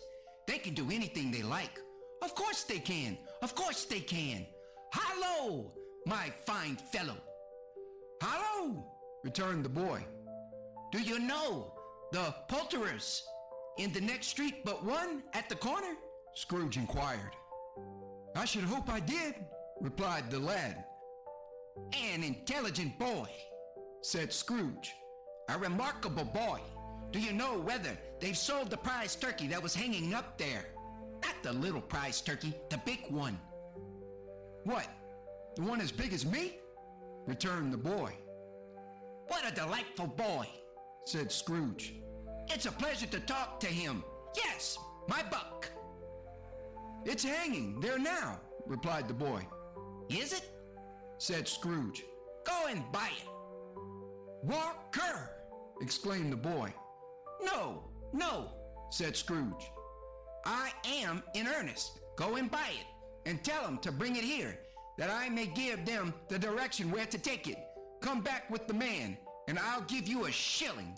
Come back with him in less than 5 minutes, and I'll give you half a crown.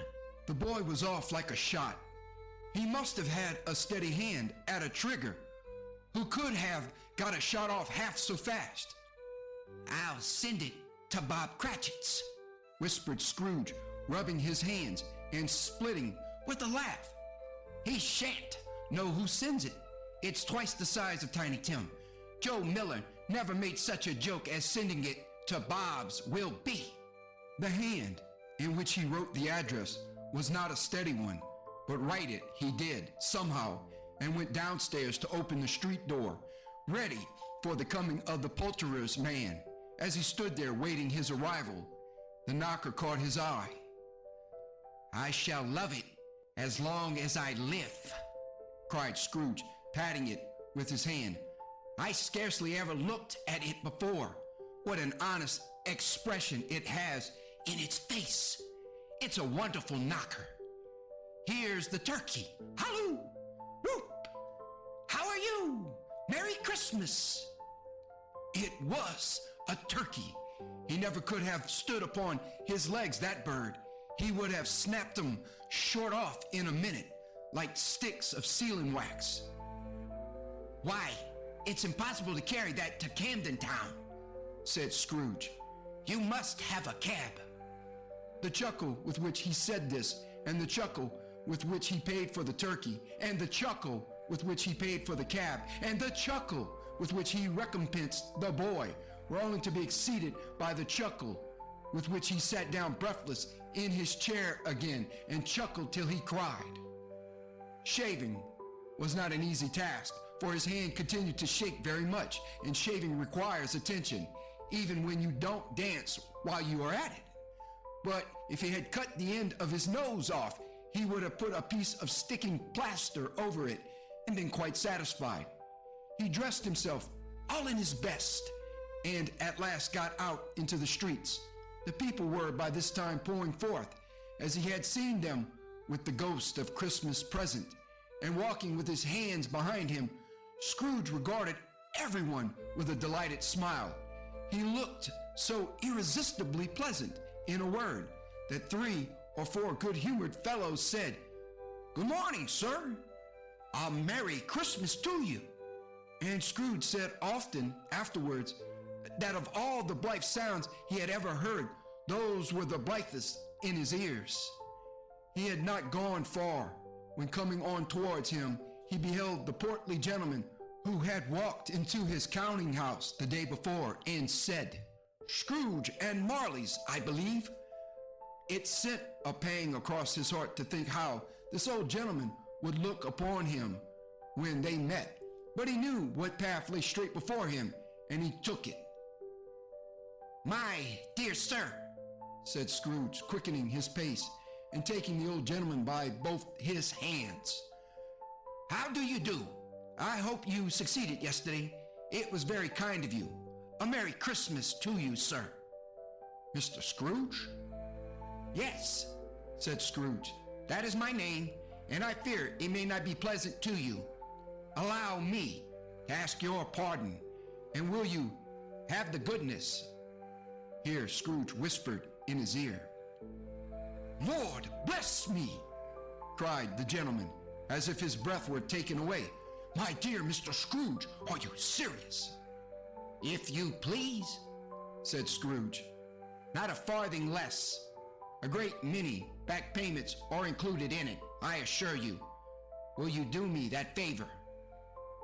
"My dear sir," said the other, shaking hands with him, "I don't know what to say to such Don't say anything, please," retorted Scrooge. "Come and see me. Will you come and see me?" "I will," cried the old gentleman, and it was clear he meant to do it. "Thank ye," said Scrooge. "I am much obliged to you. I thank you 50 times. Bless you." He went to church and walked about the streets and watched the people hurrying to and fro and patted children on the head and questioned beggars and looked down into the kitchens of houses and up to the windows and found that everything could yield him pleasure. He had never dreamed that any walk, that anything could give him so much happiness. In the afternoon, he turned his steps towards his nephew's house. He passed the door a dozen times before he had the courage to go up and knock, but he made a dash and did it. "Is your master at home, my dear?" said Scrooge to the girl. "Nice girl." "Very." "Yes, sir." "Where is he, my love?" said Scrooge. "He's in the dining room, sir, along with mistress. I'll show you upstairs, if you please." "Thank ye. He knows me," said Scrooge, with his hand already on the dining room lock. "I'll go in here, my dear." He turned it gently and sidled his face in round the door. They were looking at the table, which was spread out in great array, for these young housekeepers are always nervous on such points and like to see that everything is right. "Fred," said Scrooge. Dear heart alive, how his niece by marriage started. Scrooge had forgotten for the moment about her sitting in the corner with the footstool, or he wouldn't have done it on any account. "Why, bless my soul!" cried Fred. "Who's that?" "It's I, your Uncle Scrooge. I have come to dinner. Will you let me in, Fred?" "Let him in? It is a mercy he didn't shake his arm off. He was at home in 5 minutes. Nothing could be heartier. His niece looked just the same. So did Topper when he came. So did the plump sister when she came. So did everyone when they came. Wonderful party. Wonderful games. Wonderful unanimity. Wonderful happiness." But he was early at the office next morning. Oh, he was early there. If he could only be there first and catch Bob Cratchit coming late. That was the thing he had set his heart upon. And he did it. Yes, he did. The clock struck 9, no Bob. 1:15, no Bob. He was full 18 minutes and a half behind his time. Scrooge sat with his door wide open that he might see him come into the tank. His hat was off before he opened the door. His comforter, too. He was on his stool in a jiffy, driving away with his pen as if he were trying to overtake 9 o'clock. "Hello!" growled Scrooge in his accustomed voice, as near as he could feign it. "What do you mean by coming here at this time of day?" "I am very sorry, sir," said Bob. "I am behind my time." "You are?" repeated Scrooge. "Yes, I think you are. Step this way, sir, if you please." "It's only once a year, sir," pleaded Bob, appearing from the tank. "It shall not be repeated. I was making rather merry yesterday, sir." "Now, I tell you what, my friend," said Scrooge. "I am not going to stand this sort of thing any longer, and therefore," he continued, leaping from his stool and giving Bob such a dig in the waistcoat that he staggered back into the tank again, "and therefore, I am about to raise your salary." Bob trembled and got a little nearer to the ruler. He had a momentary idea of knocking Scrooge down with it, holding him and calling to the people in the court for help and a straight waistcoat. A Merry Christmas, Bob, said Scrooge with an earnestness that could not be mistaken as he clapped him on the back. A merrier Christmas, Bob, my good fellow, than I have given you for many a year. I'll raise your salary and endeavor to assist your struggling family, and we will discuss your affairs this very afternoon over a Christmas bowl of smoking bishop, Bob. Make up the fires and buy another coal scuttle before you dot another I, Bob Cratchit. Scrooge was better than his word. He did it all and infinitely more. And to Tiny Tim, who did not die, he was a second father. He became as good a friend, as good a master, and as good a man as the good old city knew, or any other good old city, town, or borough in the good old world. Some people laughed to see the alteration in him, but he let them laugh and little heeded them, for he was wise enough to know that nothing ever happened on this globe for good, at which some people did not have their fill of laughter in the outset. And knowing that such as these would be blind anyway, he thought it quite as well that they should wrinkle up their eyes in grins, as have the malady in less attractive forms. His own heart laughed, and that was quite enough for him. He had no further intercourse with spirits, but lived upon the total abstinence principle ever afterwards. And it was always said of him that he knew how to keep Christmas well, if any man alive possessed the knowledge. May that be truly said of us, and all of us. And so, as Tiny Tim observed, God bless us, everyone. Thank you for listening. Have a great night and a Merry Christmas.